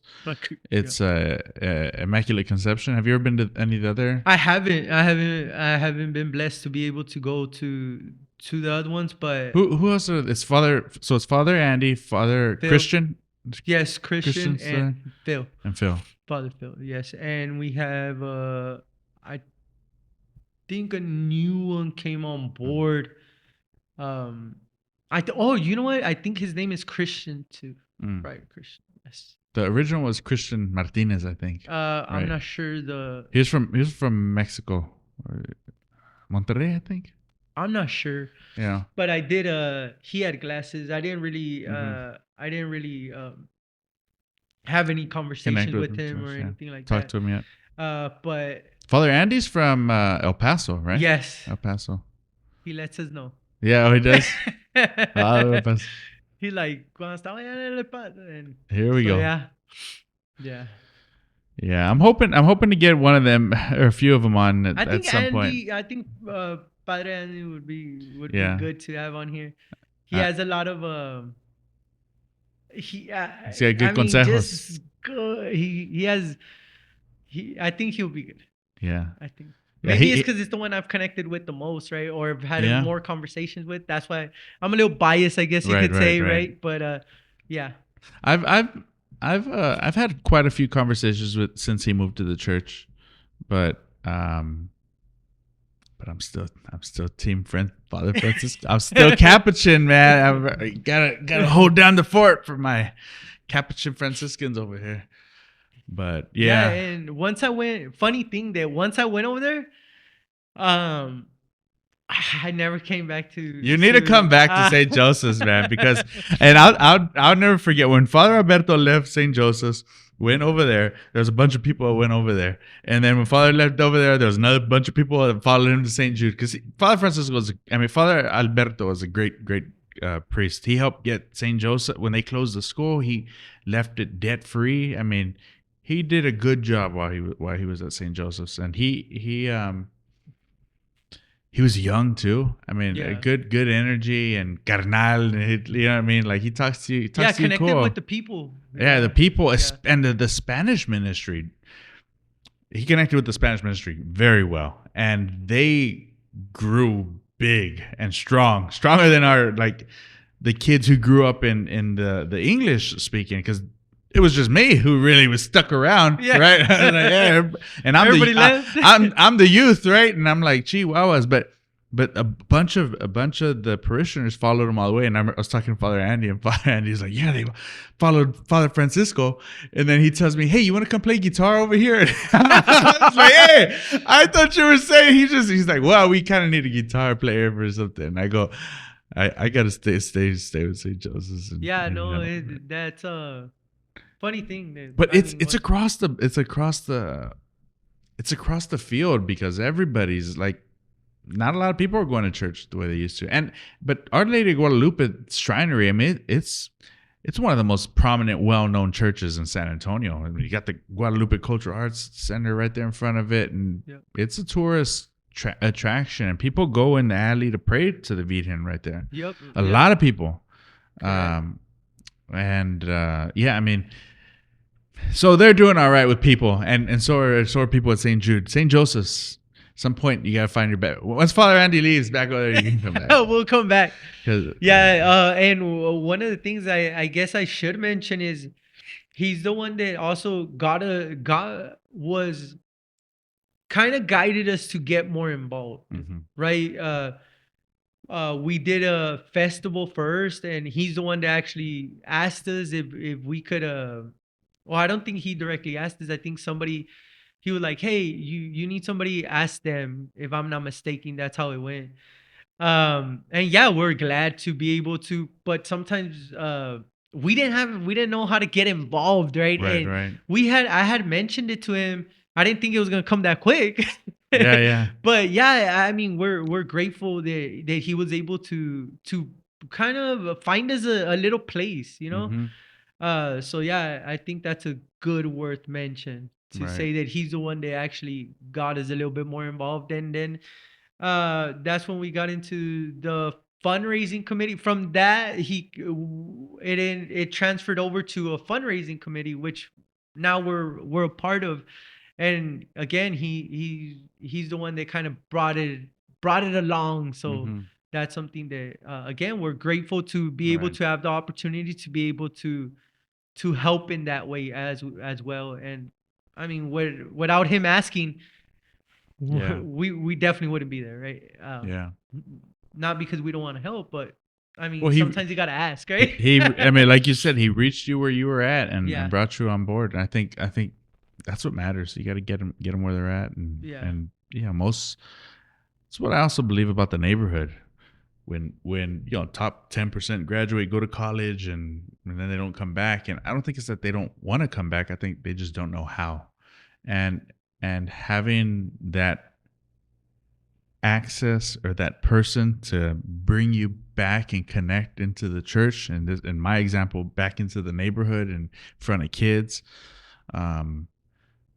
that's a powerful trait, and good leaders are able to bring good people back into areas wherever they need it. And in this case, your ministry for the finance committee, or Yeah. fundraising committee. Yeah, no, definitely. And so yeah, I definitely agree with that. It takes people to be able to, like, hey, come on, let's. Mhm. Because sometimes again, like, even I go back myself, I wouldn't have known that was taking place unless somebody asked me. And was I willing to help? Yes. Mhm. So sometimes we need people to bring people together, right? To be able to have a place, like, we're kind of going back to your building, but like your building where it's like, hey, people kind of could come here and hey, you know what? Now more people will get involved.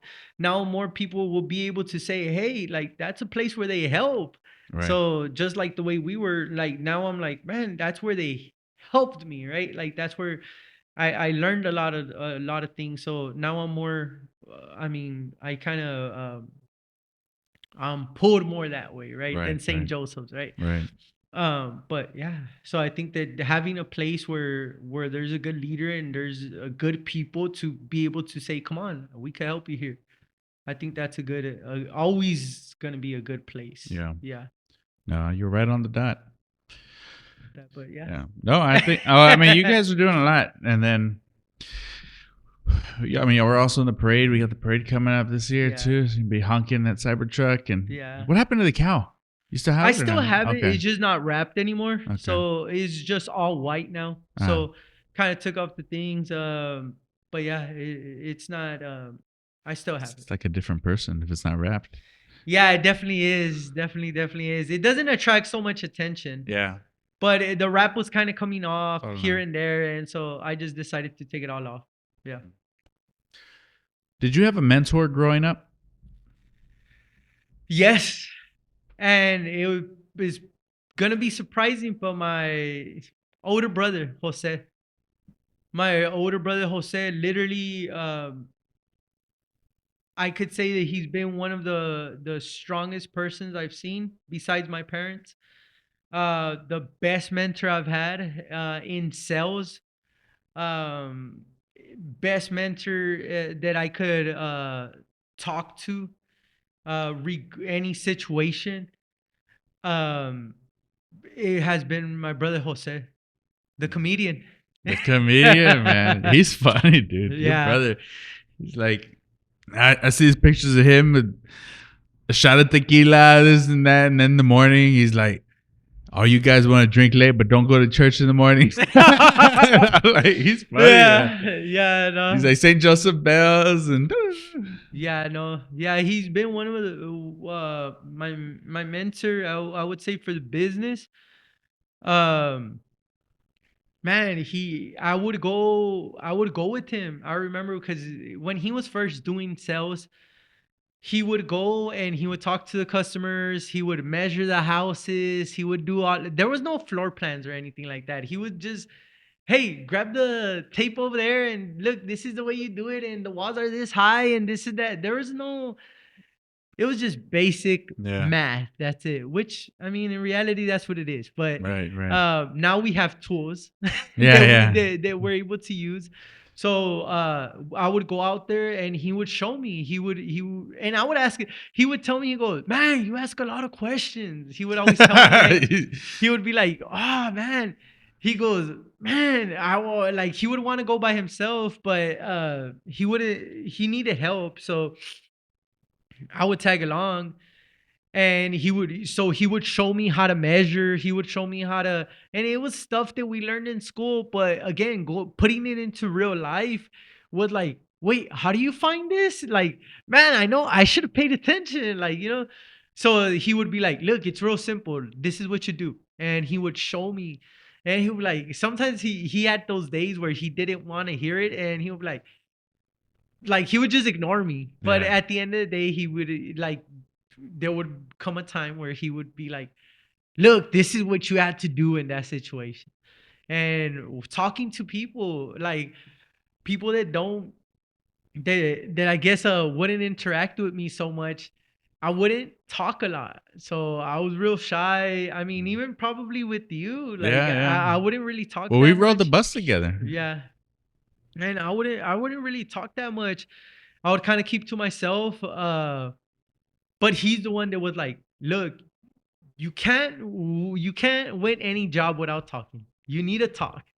And I would be like, yeah, but what do I do? And he would be like, I don't know, just say something. Like, tell them how was their day, how was their this. And so, and from there, he actually showed me how to talk to people, because I didn't know how to talk. I was real shy. So, or how to connect with people, right? I guess that's a better way. I didn't know how to connect with people, because it's really intimidating when you go out and you're doing sales to not be able to connect with people. Mm-hmm. So he showed me, look, this is how you connect with people. He goes, we all have something in common. You just got to find that thing we have in common. Yeah. And I was like, yeah, but how do you find that? Yeah. So he was like, ask them how their day is. I go, and there he kind of guided me. He was like, so that's the biggest mentor I had. And now he says, man, he goes, you're only good at sales because I taught you. Give me all my secrets. Literally. So that's a big one that I always make, like we always joke about that he's like, I go, yeah, but I just did it better than you. I'm sorry, but I had to do it. Like, but yeah, he's the one that really guided me through that aspect of business, how to connect with people, how to do simple things, how to measure, and it may seem pretty simple because they taught us in school and we should have learned it in school, but out in the real world, it's a lot different. There's a lot more variables that come into play. And he taught me all of that. And without him, I wouldn't know as much as I knew, because he had already learned a lot of it. My dad had taught him. Yeah. So, and he kind of tweaked his formula, and you could say that he showed me, and then I tweaked the formula, and then now I'm showing my younger brothers, and like I literally tell my brother, like, that ain't the way you do it. Look, this is the way you do it. Look, Jose told me this, and my dad would say this, and I would do this. And he's like, okay. So now my younger brother, he's tweaking his formula, right, to show the next generation. So I think that's a big. He was my mentor. He was really my mentor in that aspect. Yeah. Yeah, your brother was cool. He was always cool, always funny, good with his words, and And even when he came over here. He gave me a quote on the insulation for the little building we had in the back, and he looked at the walls, and I was like, and just like I don't even think he busted out the tape measure. It's just like that. Yeah, and then even here, I think he kicked the wall, looked up, and like, okay. He said, "Yup, it's pretty solid." He's like, oh yeah, Yeah. What do you say? Yup, it seems about he's 4,000 like, square feet. he's like, did you hear that? That's $5,000 on that wall right there.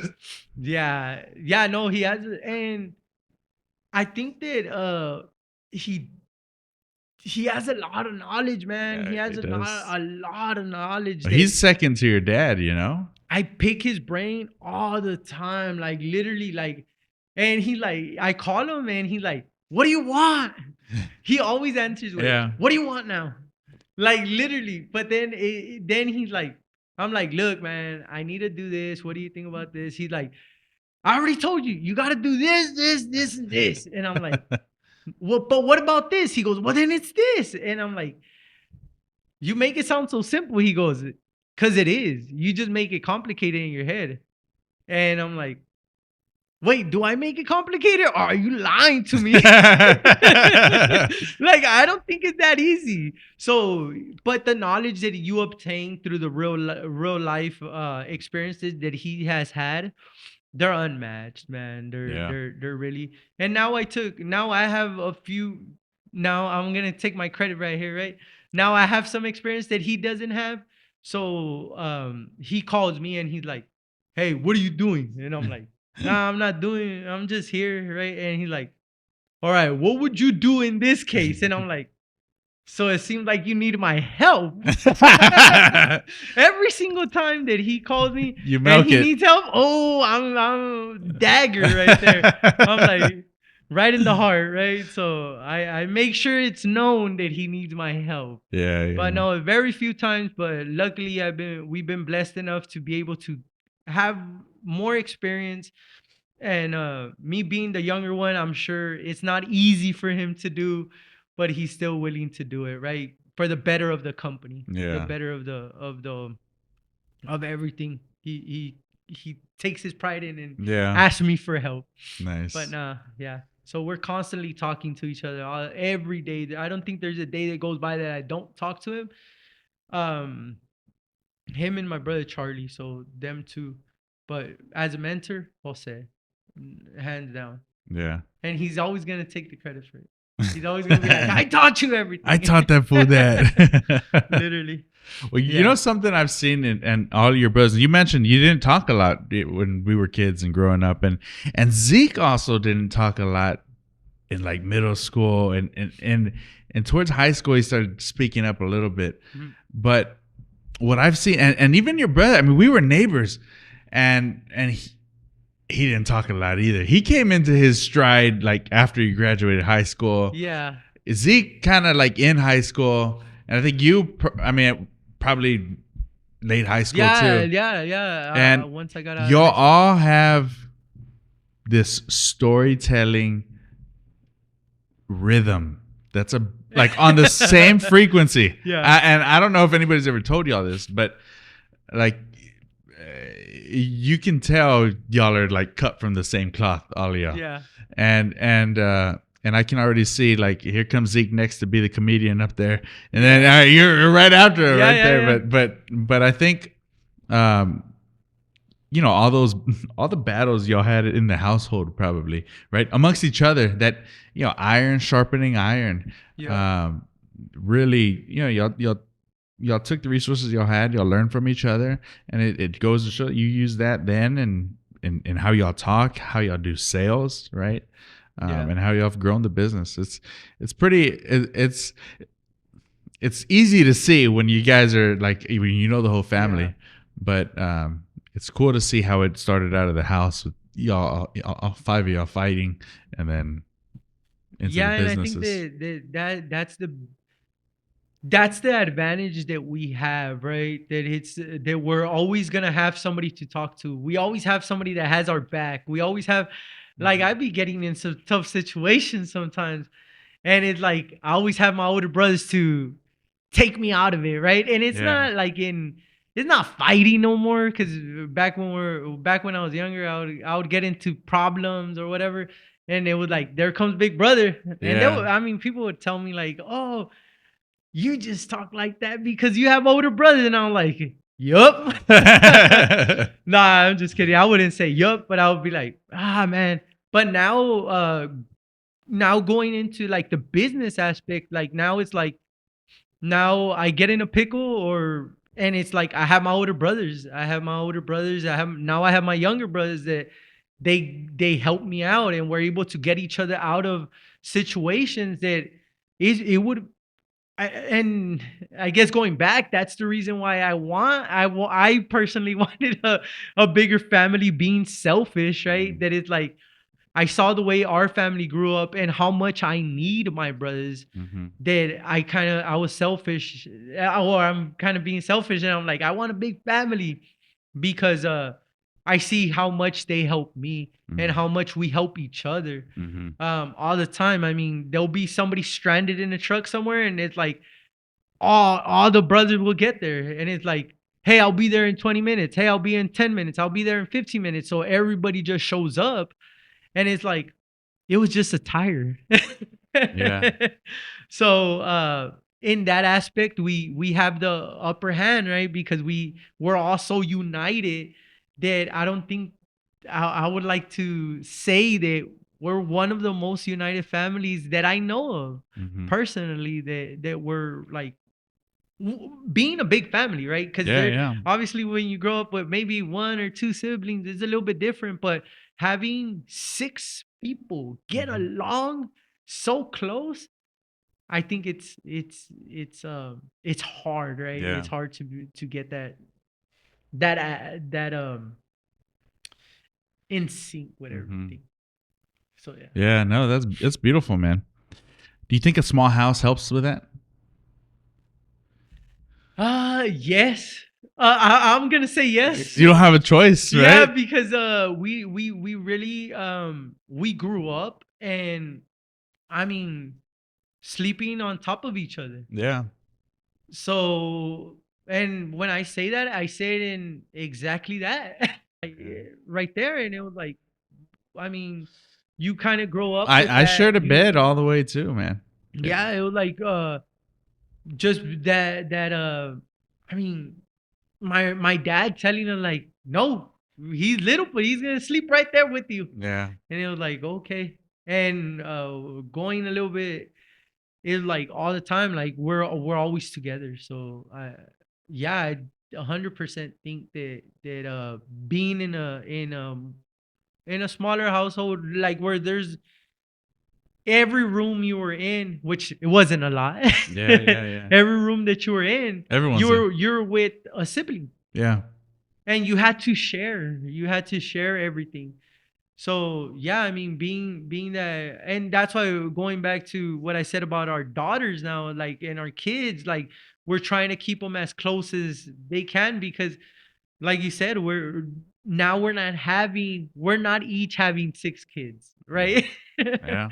So we're trying to get them as united as they can be, for they could have their brothers and sisters that they could count on. Yeah. Yeah. Do you get your oldest involved with the business? My oldest, no, not yet. Like she's not there yet, and maybe, and it's oddly, because I tell my wife, I go, man, at her age, I was already picking up trash. I was already installing. Like, I think I was like 8 years old. And I was handing them sheets of material. I was picking up the trash, and at that time, I was like, oh yeah, it's just the way things were. And it was like, no, well, in reality, it was I was helping out, right? Yeah. And one less person that my dad had to pay to pick up the trash. Yeah.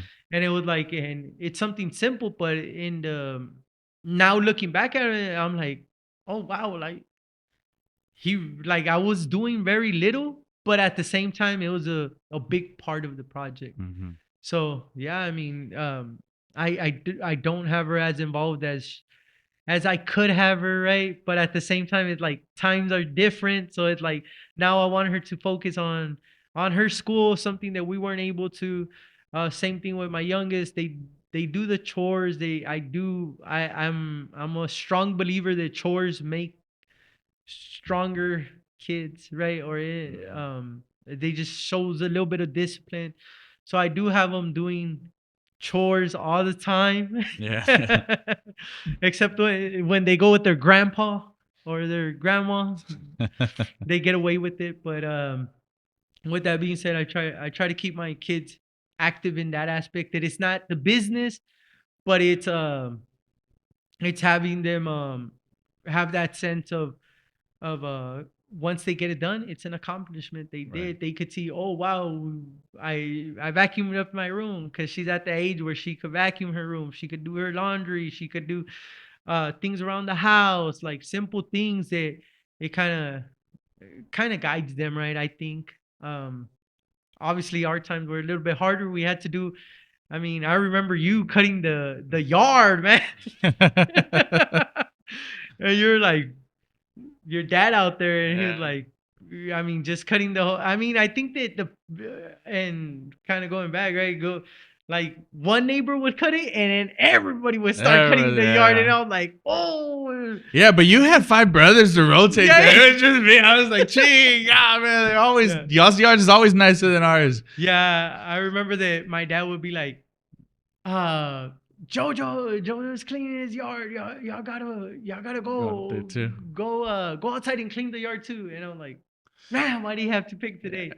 But no, and then I was hoping, I was like, man, how come Mr. Reyna already cemented his whole yard so they don't gotta cut it no more? I was like, why can't we cement ours too? yeah, I know it's definitely that thing that it was like, oh, if one neighbor cut the yard, everybody was Yeah, cutting. they're getting So I into it. know everybody would kind of get involved, and I remember we'll kind of help out, because he'll be like, you gotta go help him, and Yeah. we'll go help, and whatever, we'll cut the yard a little bit farther along. Yeah.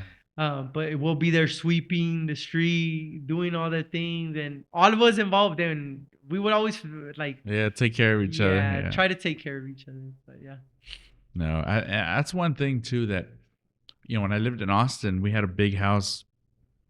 It was 2-story, and I was like, oh, it's just 2-story house. That's Yeah. it. We made it. And Judith and I were like, man, this house is too big. And like, I want to raise our kids in a small house. And so we bought this house over here. Man, this house is too small. It's like, Yeah. we got all the kids over there. We need more room. And I mean, to downsize, and what I will say, and this has been true since the beginning. When I went to Austin and we bought our house, I didn't know my neighbors very well, and we weren't tight. Like even the neighbor who was steady, she was a permanent, like she lived there. It was her permanent house. The other ones were renters. Like we weren't close. When I moved over here and we just had our last baby, I mean, they cooked for us. This one cut my grass while I was at the hospital. This one had a meal ready when we came home. Like, the community here on the South Side is second to none when it comes down to looking out for your neighbors.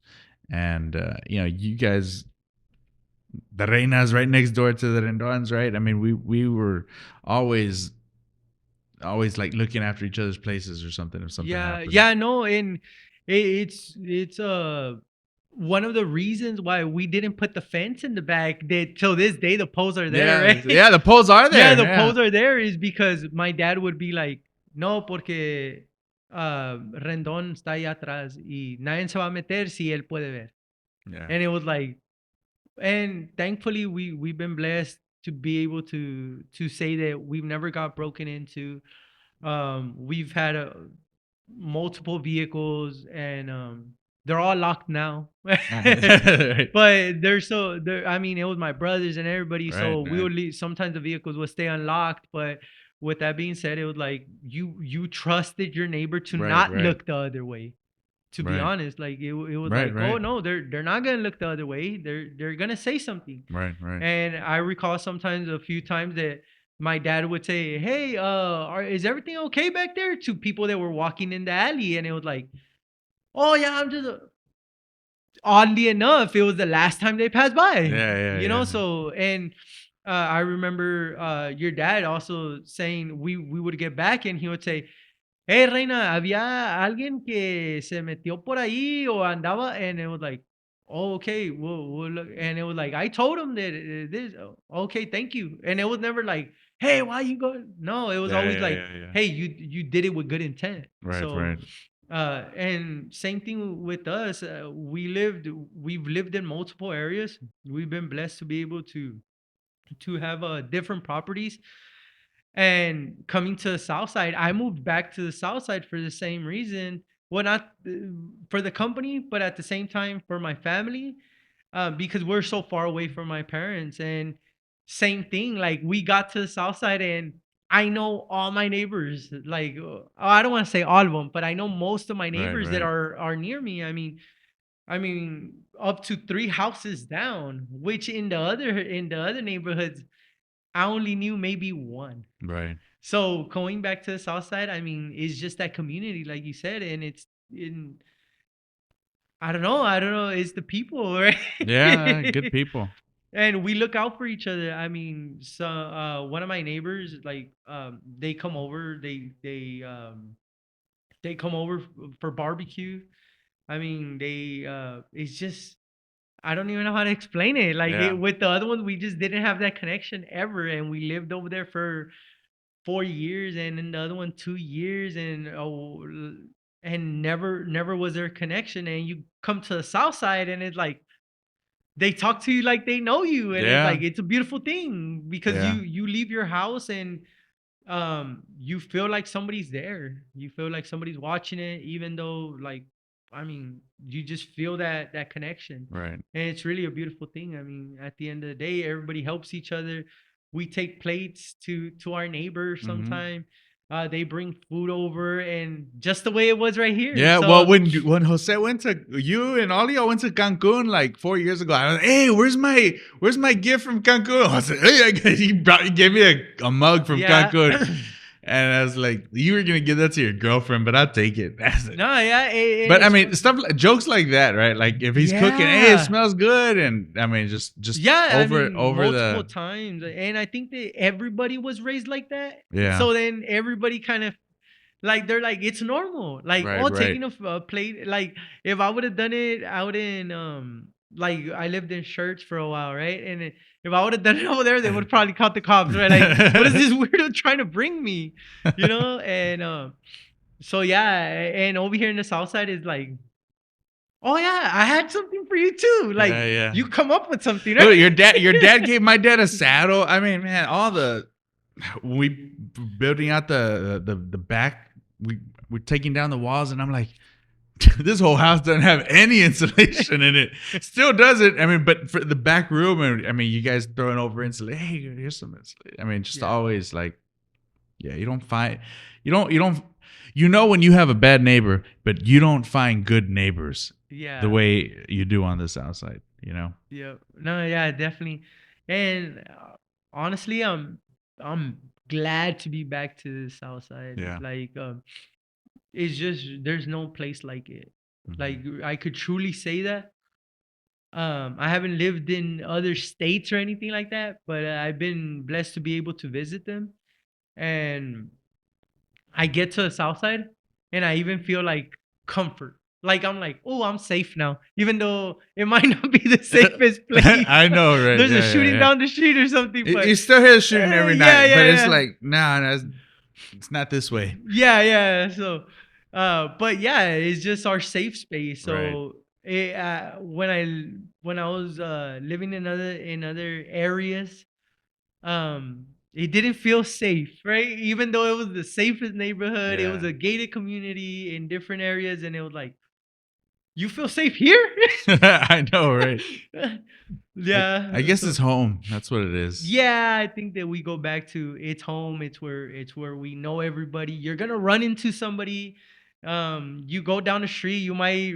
I mean, sometimes I run into Abel, Yeah, and yeah. he'll be like, "Yeah, what are you doing?" And it's like, "I'm right here. Where are you going?" Or you run into, or I run into you and be like, Yeah, "Hey, yeah. what are you doing?" Or hey, what do you got going on? Hey, I saw this. Oh, and you catch, and over there it's like you go to HEB, you don't run into nobody, you Yeah. don't know anybody, and you just it's like, man, there's no excitement, right? Yeah, you take the community out of it, right? The community Yeah, aspect. that aspect, and it's like doesn't feel like home. Yeah. It just doesn't. I remember driving back home from Austin, and I'm like going over the bridge and Quintana Bridge, and I'm like, roll down my windows. I had my windows up the whole time. But I get over that bridge, windows come down, my music gets all loud, and it's all like, making my way downtown. Nah, Yeah, no. Pop the sunroof. Right? You don't It's like, right? yeah. Nah, yeah, nah. It's definitely, and I think everybody growing up in the same situation, knowing knowing that no matter what position you're in now, we all started in the same place, Right. and I Right. think that that's the biggest thing, that once you see somebody, you're like, you're not at that meeting, you're not Mhm. at that place where you got to be sophisticated, you're not Right, at that, right. because it's like, nah, man, I seen you without your shirt, man. Yeah, In a good he's- way, playing basketball. Yeah, right? yeah. You see me cut my. I mean, I'll tell you, I don't cut the grass without a shirt anymore. But back in the day, Yeah, or like, Yeah. you know, it was always like, oh, Jesus would come out, and I mean, we've always been a big family, right? yeah. And it was like, Jesus, here he comes, like he's like playing basketball, and it's like you can't even foul him because you can't even grab his shirt. Yeah. It's just shirts versus skins, or Yeah, there you man. go.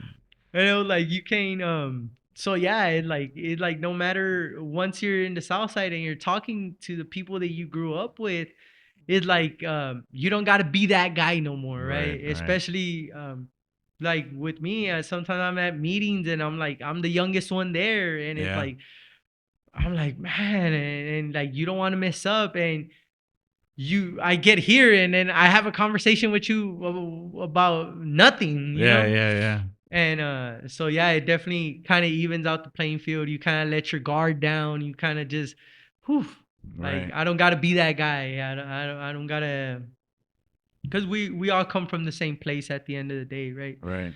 And it's just a beautiful feeling. Yeah. No, absolutely. It's important to be able to give back the way you give back in the church, give back in the school, give back by even just your presence back here on the South Side. Because if the cream of the crop and everybody leaves and just takes from here, but doesn't make it better before they leave, they get better and then they leave. Yep. No, you've got to make it better, and there's opportunities for people to make it better from a distance, but when you're here and you're accessible, those who are directly around you can benefit from your resources, can benefit from your presence, can benefit from even if it's just a plate of barbecued chicken and fajitas, you know what I mean? And we have to fertilize our soil and put the nutrients back into it and help this community to build from within. Yep. And have those opportunities to be able to come back, and for those who want to live back here, right? I mean, it's not an easy problem to fix by no means, and we see it at every level in the schools. We see it in our churches.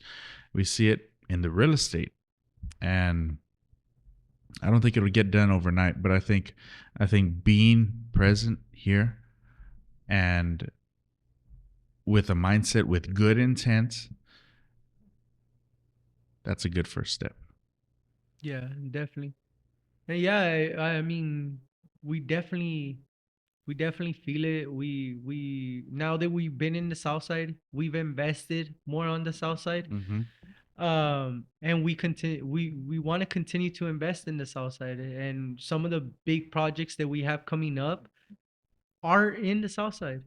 So we're not looking to leave.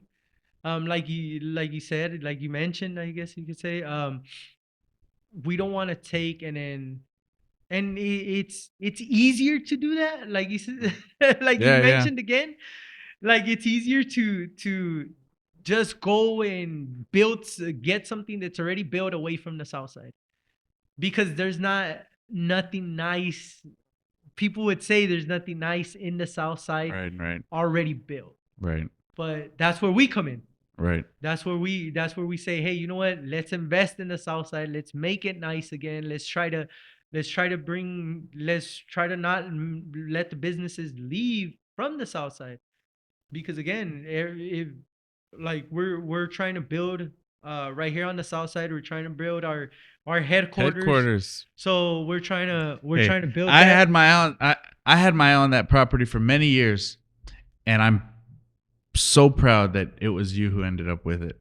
A beautiful piece of property on the South Side. You don't find things like that these days, but to build a headquarters there, of Texas Shield, man. Yeah, and I It's mean, gonna be awesome. Again, we want to be able to just be able to service the South Side in how we know how, right? Right. Which is building our company. This is where it started, and this is where it came back to. So it's kind of full circle, right? Yeah. From being at my mom's house to having a good sized property, to be able to build it there. I mean, you wouldn't believe me, but I sometimes I go through places where our family had to stay to be able to make it where we're at today, and I really break down crying. Yeah. Because I'm like, man, who would have known that those people, they grew up or they had to stay in that house, would end up owning a property, a good size of property, right here in the South Side. And it really shows. I think the biggest thing that I try to teach my daughters and my kids is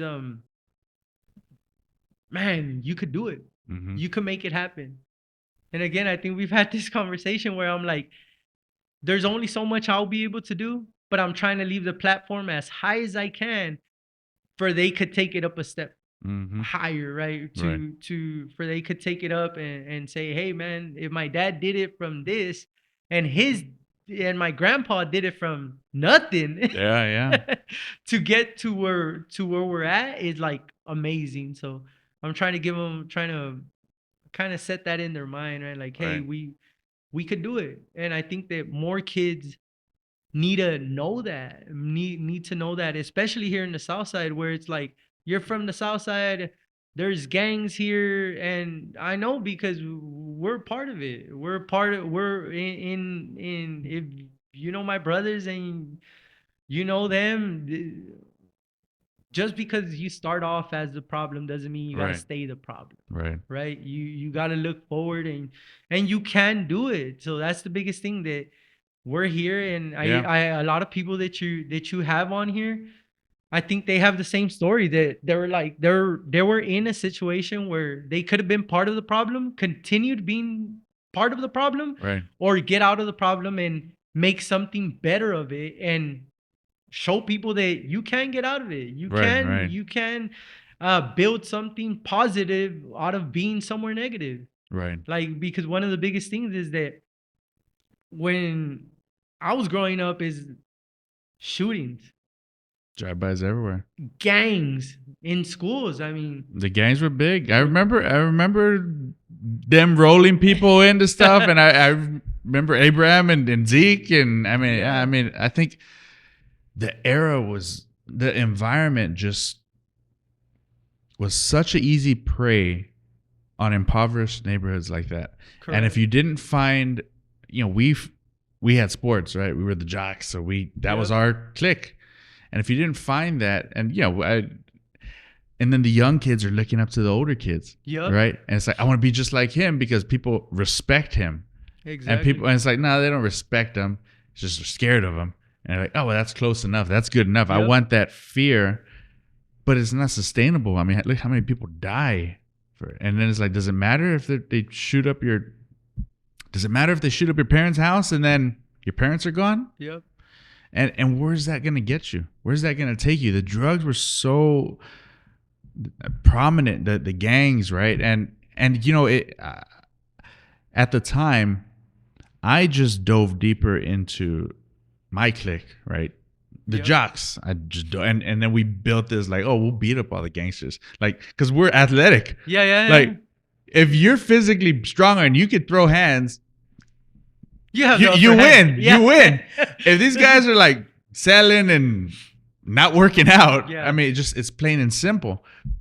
And I was like, and that built that bond deeper. But now, as an adult, and even after that, and I said this on one of my own other podcasts, one of the little gangsters who I grew up with, we both went to Kindred together, and he tried to join football. And I remember I laid him out bad. Like he spit up and boom, and I was pumped about it. I was like, and he got up, he's like, hey, good hit, good hit, good hit. And it wasn't just me, it was everybody. Yeah. They were ready to lay it on him. And we were all proud that he quit. And I hate that fact now. Because you know what he was trying to do?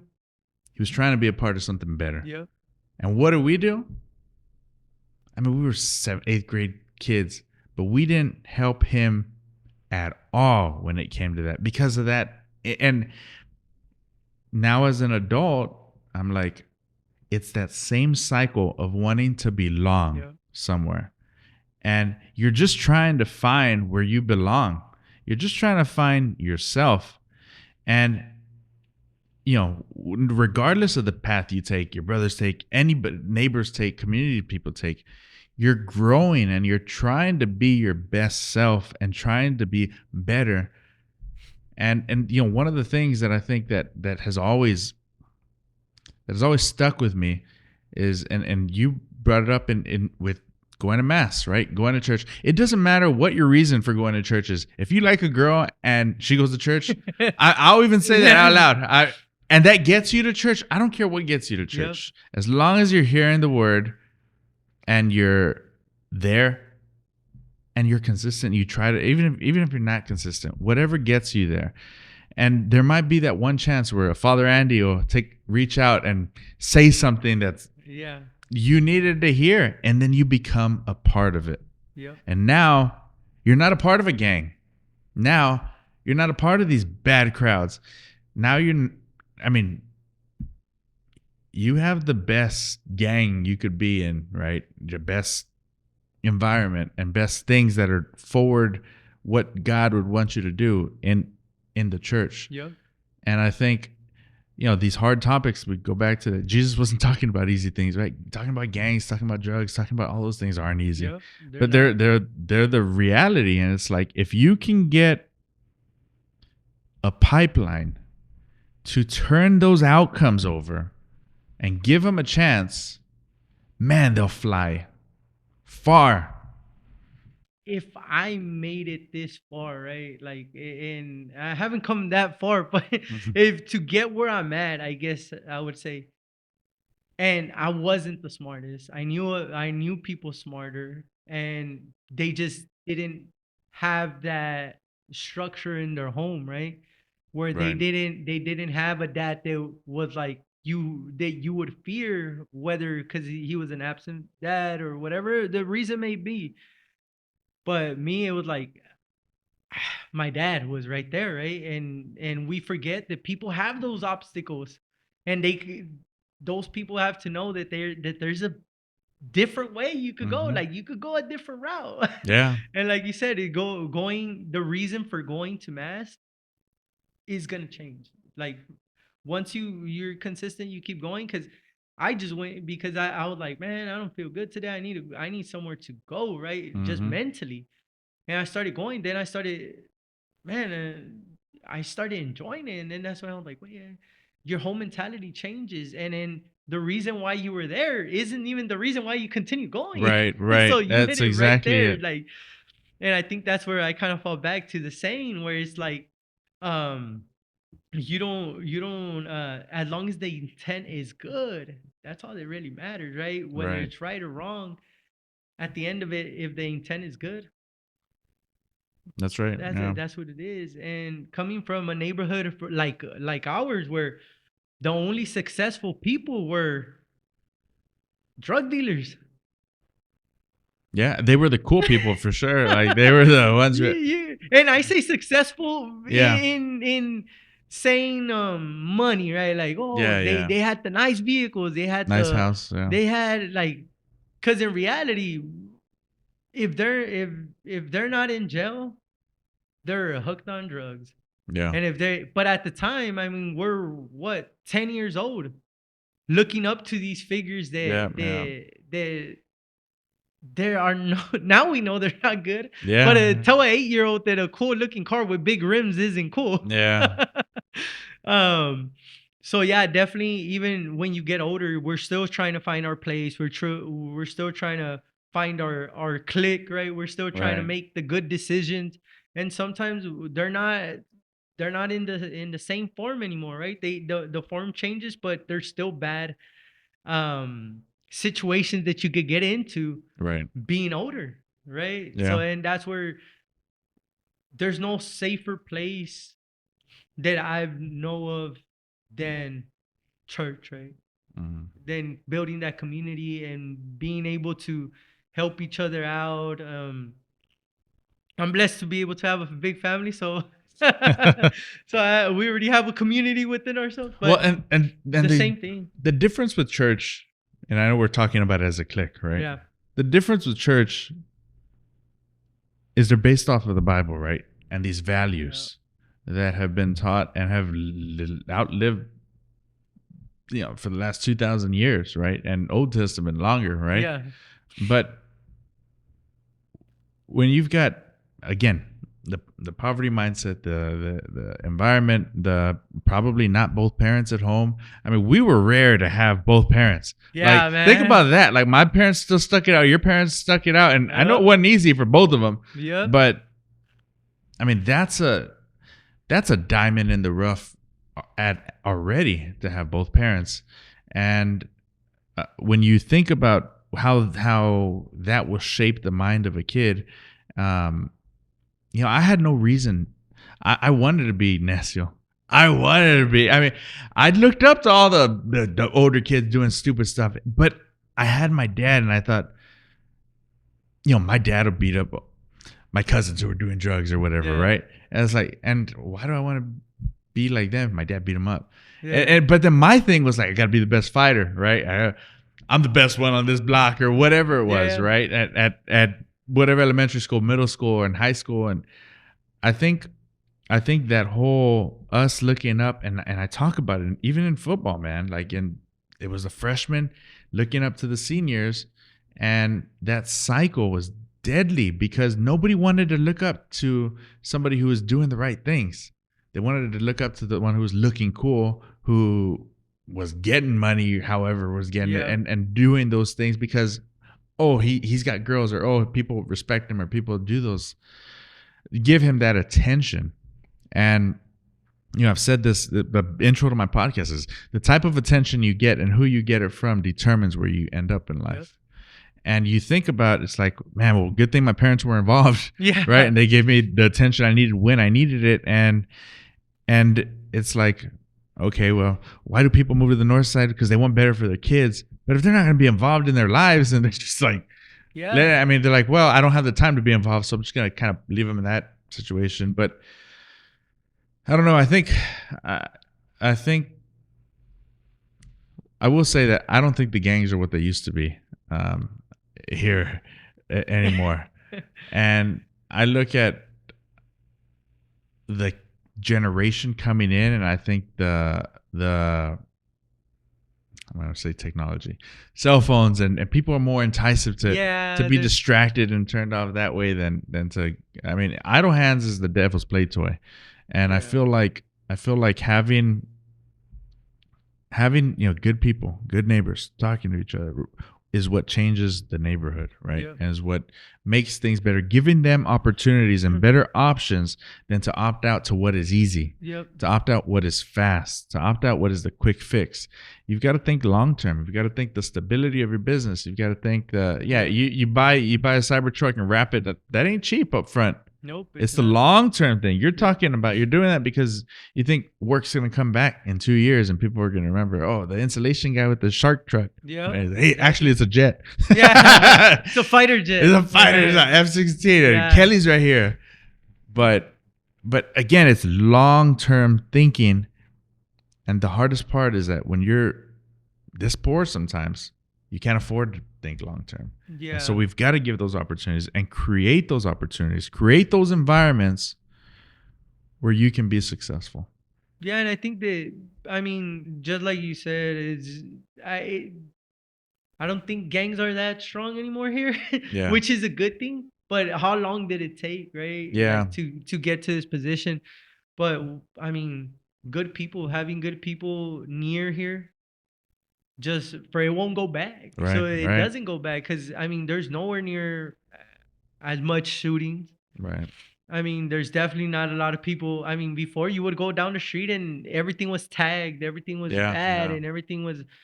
And now you could see that growth, but just continue the continued growth, right? To not let it get back, because Right. that's a big thing. That is like, oh, it's good enough.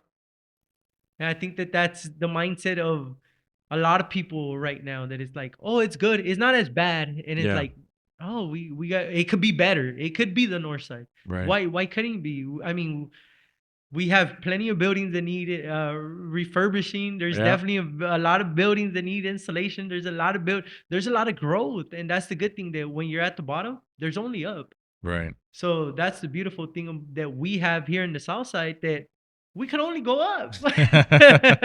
Right. Yeah. Yeah. So that's one thing that I think that we can't forget about it, and we can't stop talking about, hey, you could do more. Hey, you could do more. Right. Because we know that once we get comfortable, that's it. We plateau. Yeah. Same thing with the community. If we start saying like, oh, well, it's not that bad. There's only one shooting every Yeah. year. Right. Right. It's like, no, we need to continue to tell these kids like, hey, I remember one of my first time. I was a freshman year in South San, and first day being in high school, right? The first day, like, and they greet me with a bunch of fights, a bunch of like, and I'm like, wait, is this normal? Yeah. Yeah. And now it's definitely not like that. I mean, things Yeah. have changed for the better, but we got to continue to make them stay good, or I mean, not even stay good, just Right. continue to be better. There's so many. I mean, the new school. I mean, when I was there, South San wasn't what South San looks like right now. Yeah. Yeah. I mean, It's it a whole was new a school. while.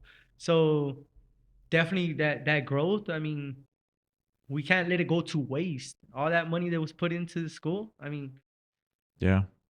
Yeah. Brand new school. I mean, access to quality education is huge. Access to economic opportunities is huge. Access to, you brought up your parents getting older in age, and access to healthcare. You know, having a place where you can go to the hospital and they won't die on the way to the medical center. You know, literally, yeah.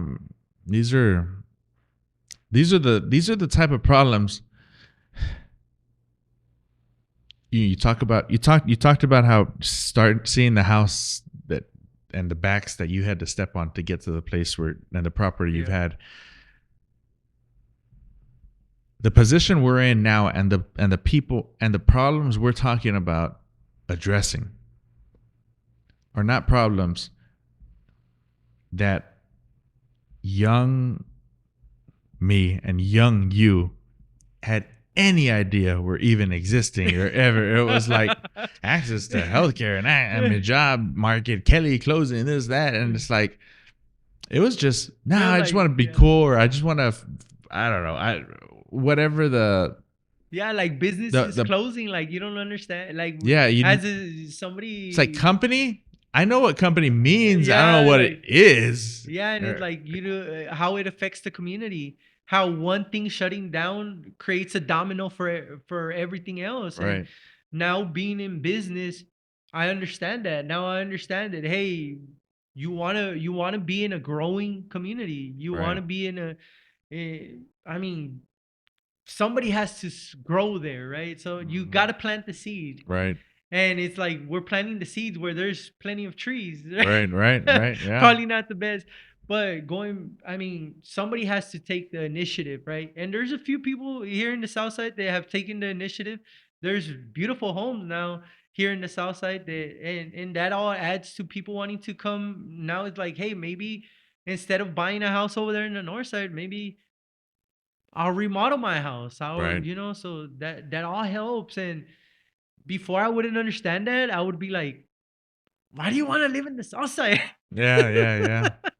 Right. No, I hear you. And like all those things, they matter. It really does matter. It matters keeping I think again, I've told you that like my parents, they want to be here. They want to be here in the south side. And guess what? I'm gonna be here. So we have to make it a good place for my kids to be able to come visit their grandparents. Right. We want a safe space. We want people to grow, because Right. if the community grows, every single business will just be that much more.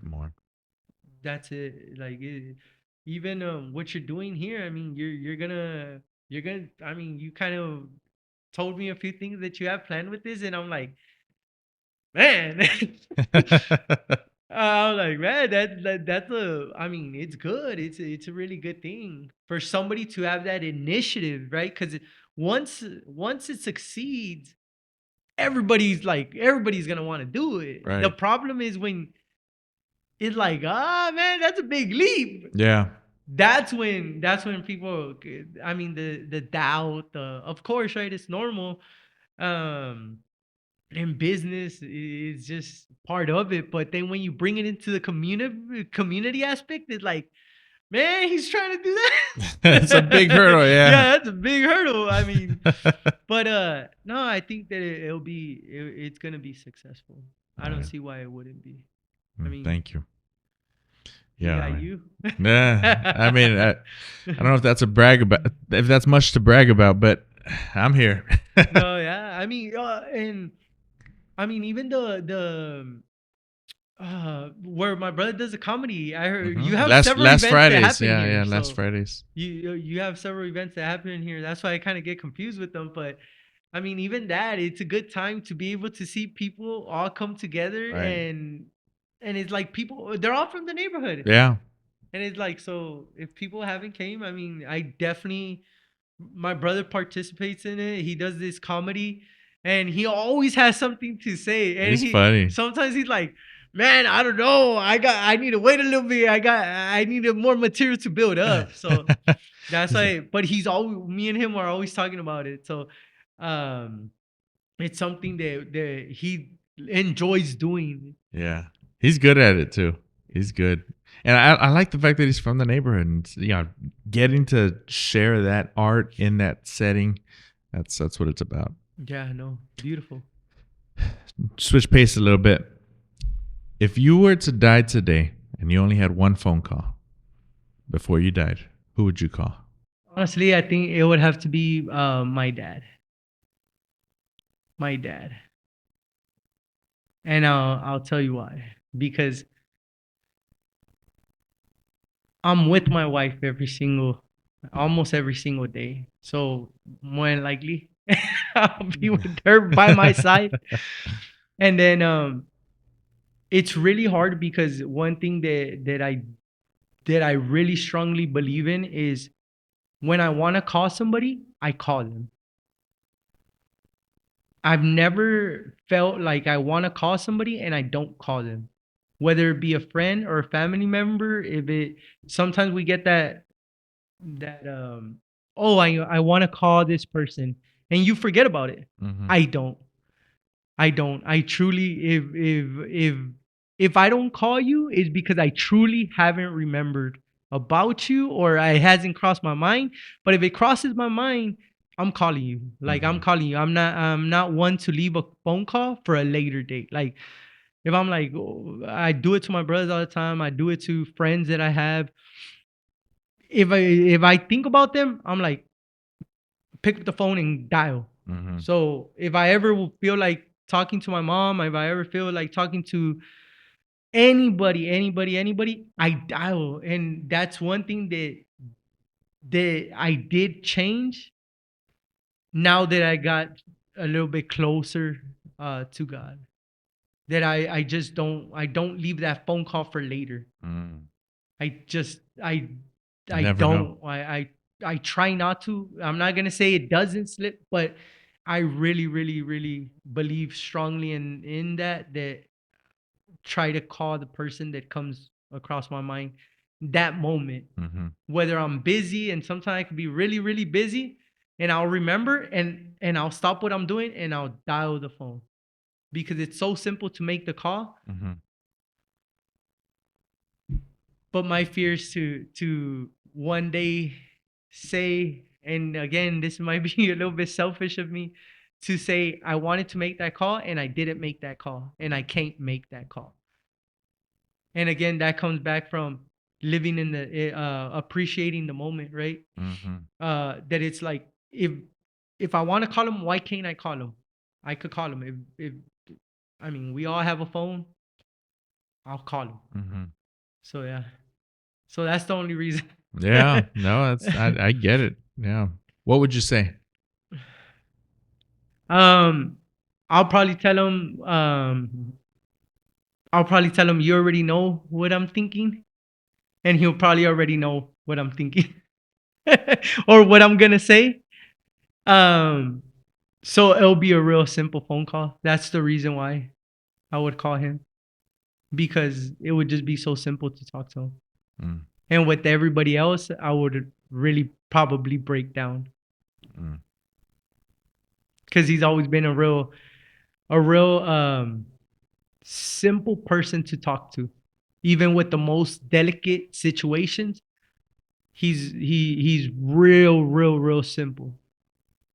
And he has a real if you look at him, you're like, man, very stoic. Very.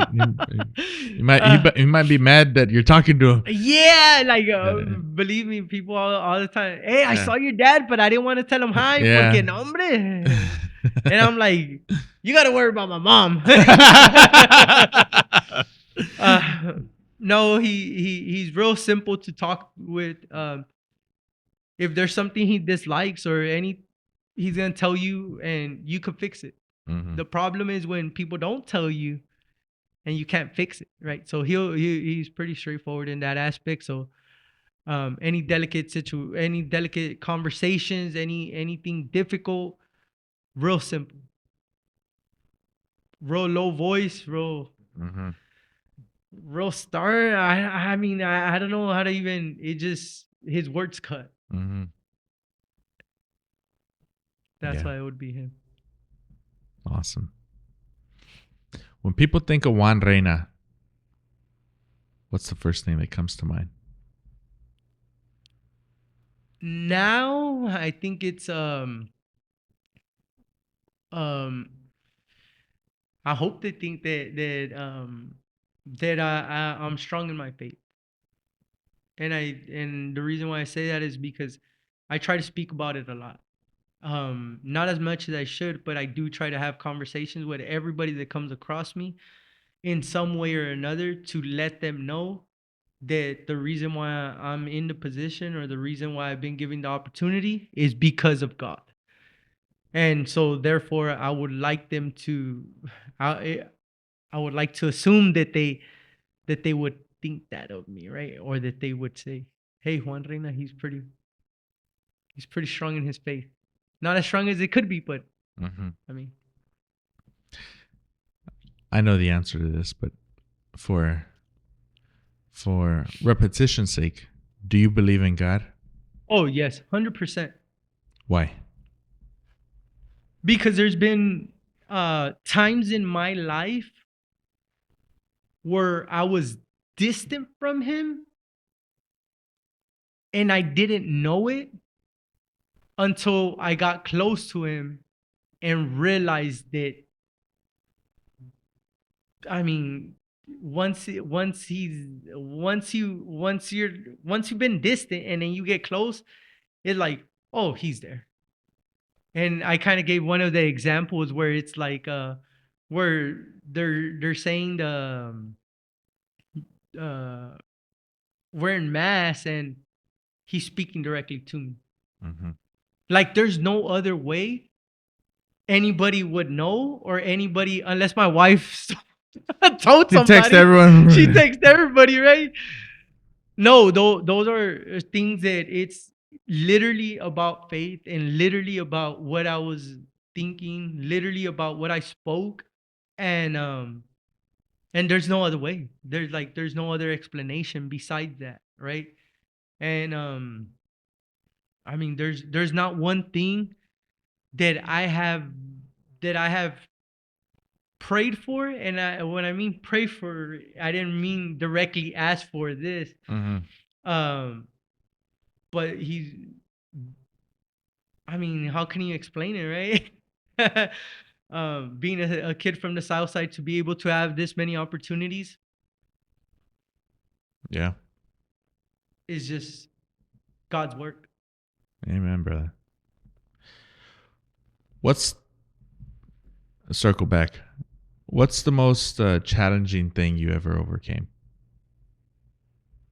Myself, mentally, because it's easy to overcome obstacles. Well, in my case, I tend to, if I have an obstacle, I'll figure out a way around it. But when the obstacle is up here, that's hard because you're fighting yourself. So mentally was like just not even realizing that you got to a position and having that debate with your head that is just mentally having that mental struggle of it's hard. But I got over it and I overcame it. I overcame it with God. And that's the biggest reason why I try to be so involved in church, because I know that there's going to be somebody like me that's going there with something mentally that they don't show. You can't see it, because some people, you see them and you're like, oh man, he's going through a tough situation. But when it's in your head and nobody knows about it and you can't speak about it and all of those things, I mean, Yeah. yeah. That was a good one. Yeah, man, that's Okay. These next questions are kind of rapid fire. Not meant to make you think real hard. Just say what comes to mind. It's hard because these are like your favorite this or favorite that. Favorite band of all time? man, it's gonna be. I'm gonna say one that y'all won't know, but it's my favorite band. It's a Mexican one, and I've listened to them for a long time. And but I'm gonna switch it up because I know y'all say and for me it's gonna be something Mexican coming from my Mexican roots, and it's a actual banda, so it's La Séptima Banda. And I think they broke up. It's a Mexican one. It's real corrido top vibes and stuff like that, but that's my favorite band. And it's actual banda. It's an actual banda. So you're right on. Yeah, you're like boo boo, like yeah. That's like party music. Yeah, but there walking you go. around with a trombone behind you. Yeah, like you're gonna get drunk to it. Like Favorite song of all time? Black Eyed Peas, Where's the Love? Okay. I've listened to that song since I was very, very young, and it always hits me. I was gonna say song that makes you cry.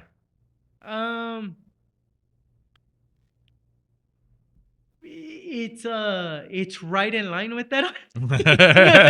So I kind of hit it both. Yeah. But, it's just again, it's one of those songs that I've listened since I was very young. Whatever the reason may be is a lot different from the reason why I love it so much now. But yeah, that one. Okay. Favorite artist of all time? We're probably gonna go back to the same back to the to the Will I Am? Oh, the banda. No, yeah, it's back to the Mexican roots. And it's gonna be the older. Now he sings a little bit different, but Gerardo Ortiz, old school. So he's from my era when we're growing up, and the stuff that we would listen to, and really my brother would listen to it. So then that's why I knew about him, and it was like now I don't even think he's came out with a new song in like a long time. But yeah, he's one of my favorite artists that anytime I put it on, boom, it's good. And I like his old stuff, not his new stuff. If he has any new stuff. If he's I haven't any really stuff. kept up. But yeah, he's my favorite artist. Favorite movie of all time? Gone in 60 Seconds. Gone in 60 Gone in Seconds. 60 Seconds. Oh, man. Yeah. A unicorn car? Yeah, the Eleanor. Eleanor. So yeah. all the time, we've always been into vehicles. Yeah.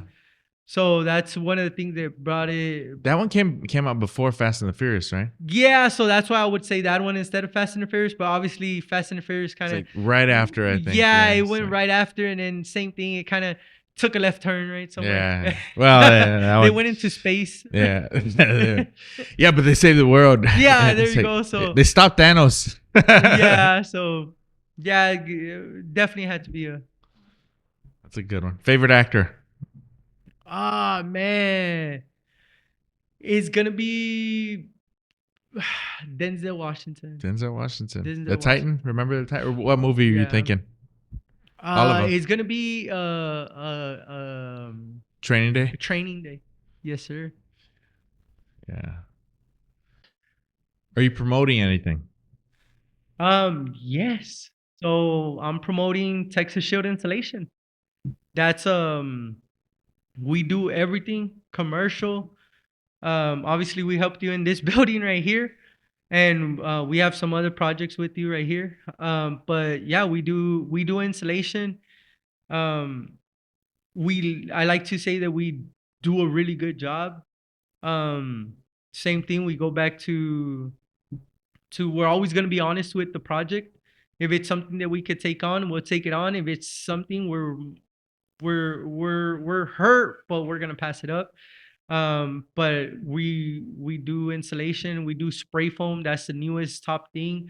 We do a little bit of roofing foam. We do all those things that require insulation. So anything to do with insulation, we could take care of you. Yes, sir. Mhm. Okay. Why should people hire Texas Shield Insulation? Integrity, the biggest thing. And it's the most common thing to say, but in reality, we really take that to the core, to the foundation, where family-owned business, 100%. I wouldn't say 100% because we have employees, but it's everybody. There's always gonna be one of the brothers overlooking up the project, whether it's big, small. There's always gonna be a family member there. Either it's a brother, my sister, the person that answers the phone. There's always gonna be a Reyna in one foot away. So I think that's the biggest thing, right? That we have the presence and we have the ability of a big company, but we still have that small company, family-owned business core that you can't find when you go with these big businesses that are doing the same projects as us. That is like, wait, you don't know that person, you don't know. We're solid. We're a team, and we're a small team, but we're a good team. So yes. All right. Well, Juan, I'm so proud of you, brother. Like we've talked about this whole podcast, and this is probably like the 8th podcast we've had, like just in talking, except we're recording this one.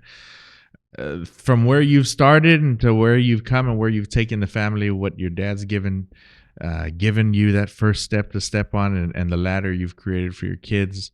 That's the true testimony of a Southside business, making it, working through with integrity first, through humility, and keeping God centered in it. And I think you're on the right track, and what you're doing for the community, helping folks, just being present, being here, sharing your knowledge, sharing what you have.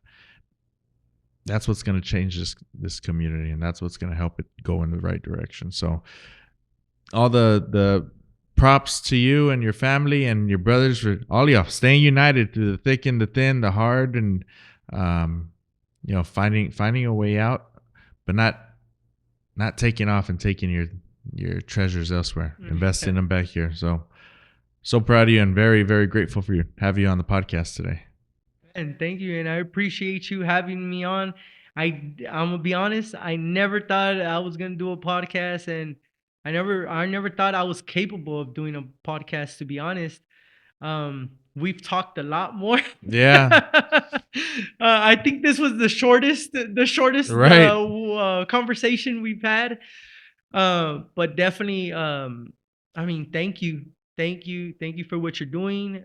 Thank you for, and I'll say it right here, in a small way, I did look up to you, man. And I'll say it here in front of everybody that seeing you and doing good, man. I mean, it helps. It helped me see that, hey, somebody else. I mean, because I would see you and you would be in those classes, and it would be like, man, Jesus got an award, like. And he got the Try Hard Award. Yeah, and I know, and it was like, oh, wow, he went to college, and or he went, and it's like, there's like, oh, he became a lawyer, right? All jokes aside, man. I mean, seeing somebody step above and do something great. I mean, what better than somebody you've known forever to be able to inspire to come back to the community.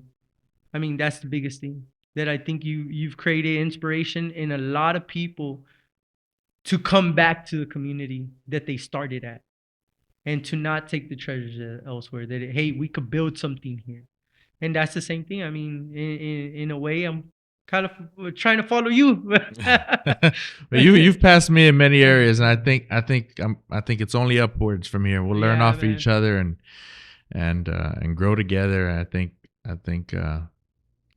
we're just lucky to have you, and appreciate everything you did. Again, brought to you by Texas Shield Insulation. It sounds good in here. It feels good in here, and we'll see where it goes, brother. Yeah, no, we got a lot of work. Yeah, we do. Got a lot of work to do. So not only here, but everywhere. Everywhere. So yeah. We'll try to be a part of it. Juan, till next time, brother. Thank you.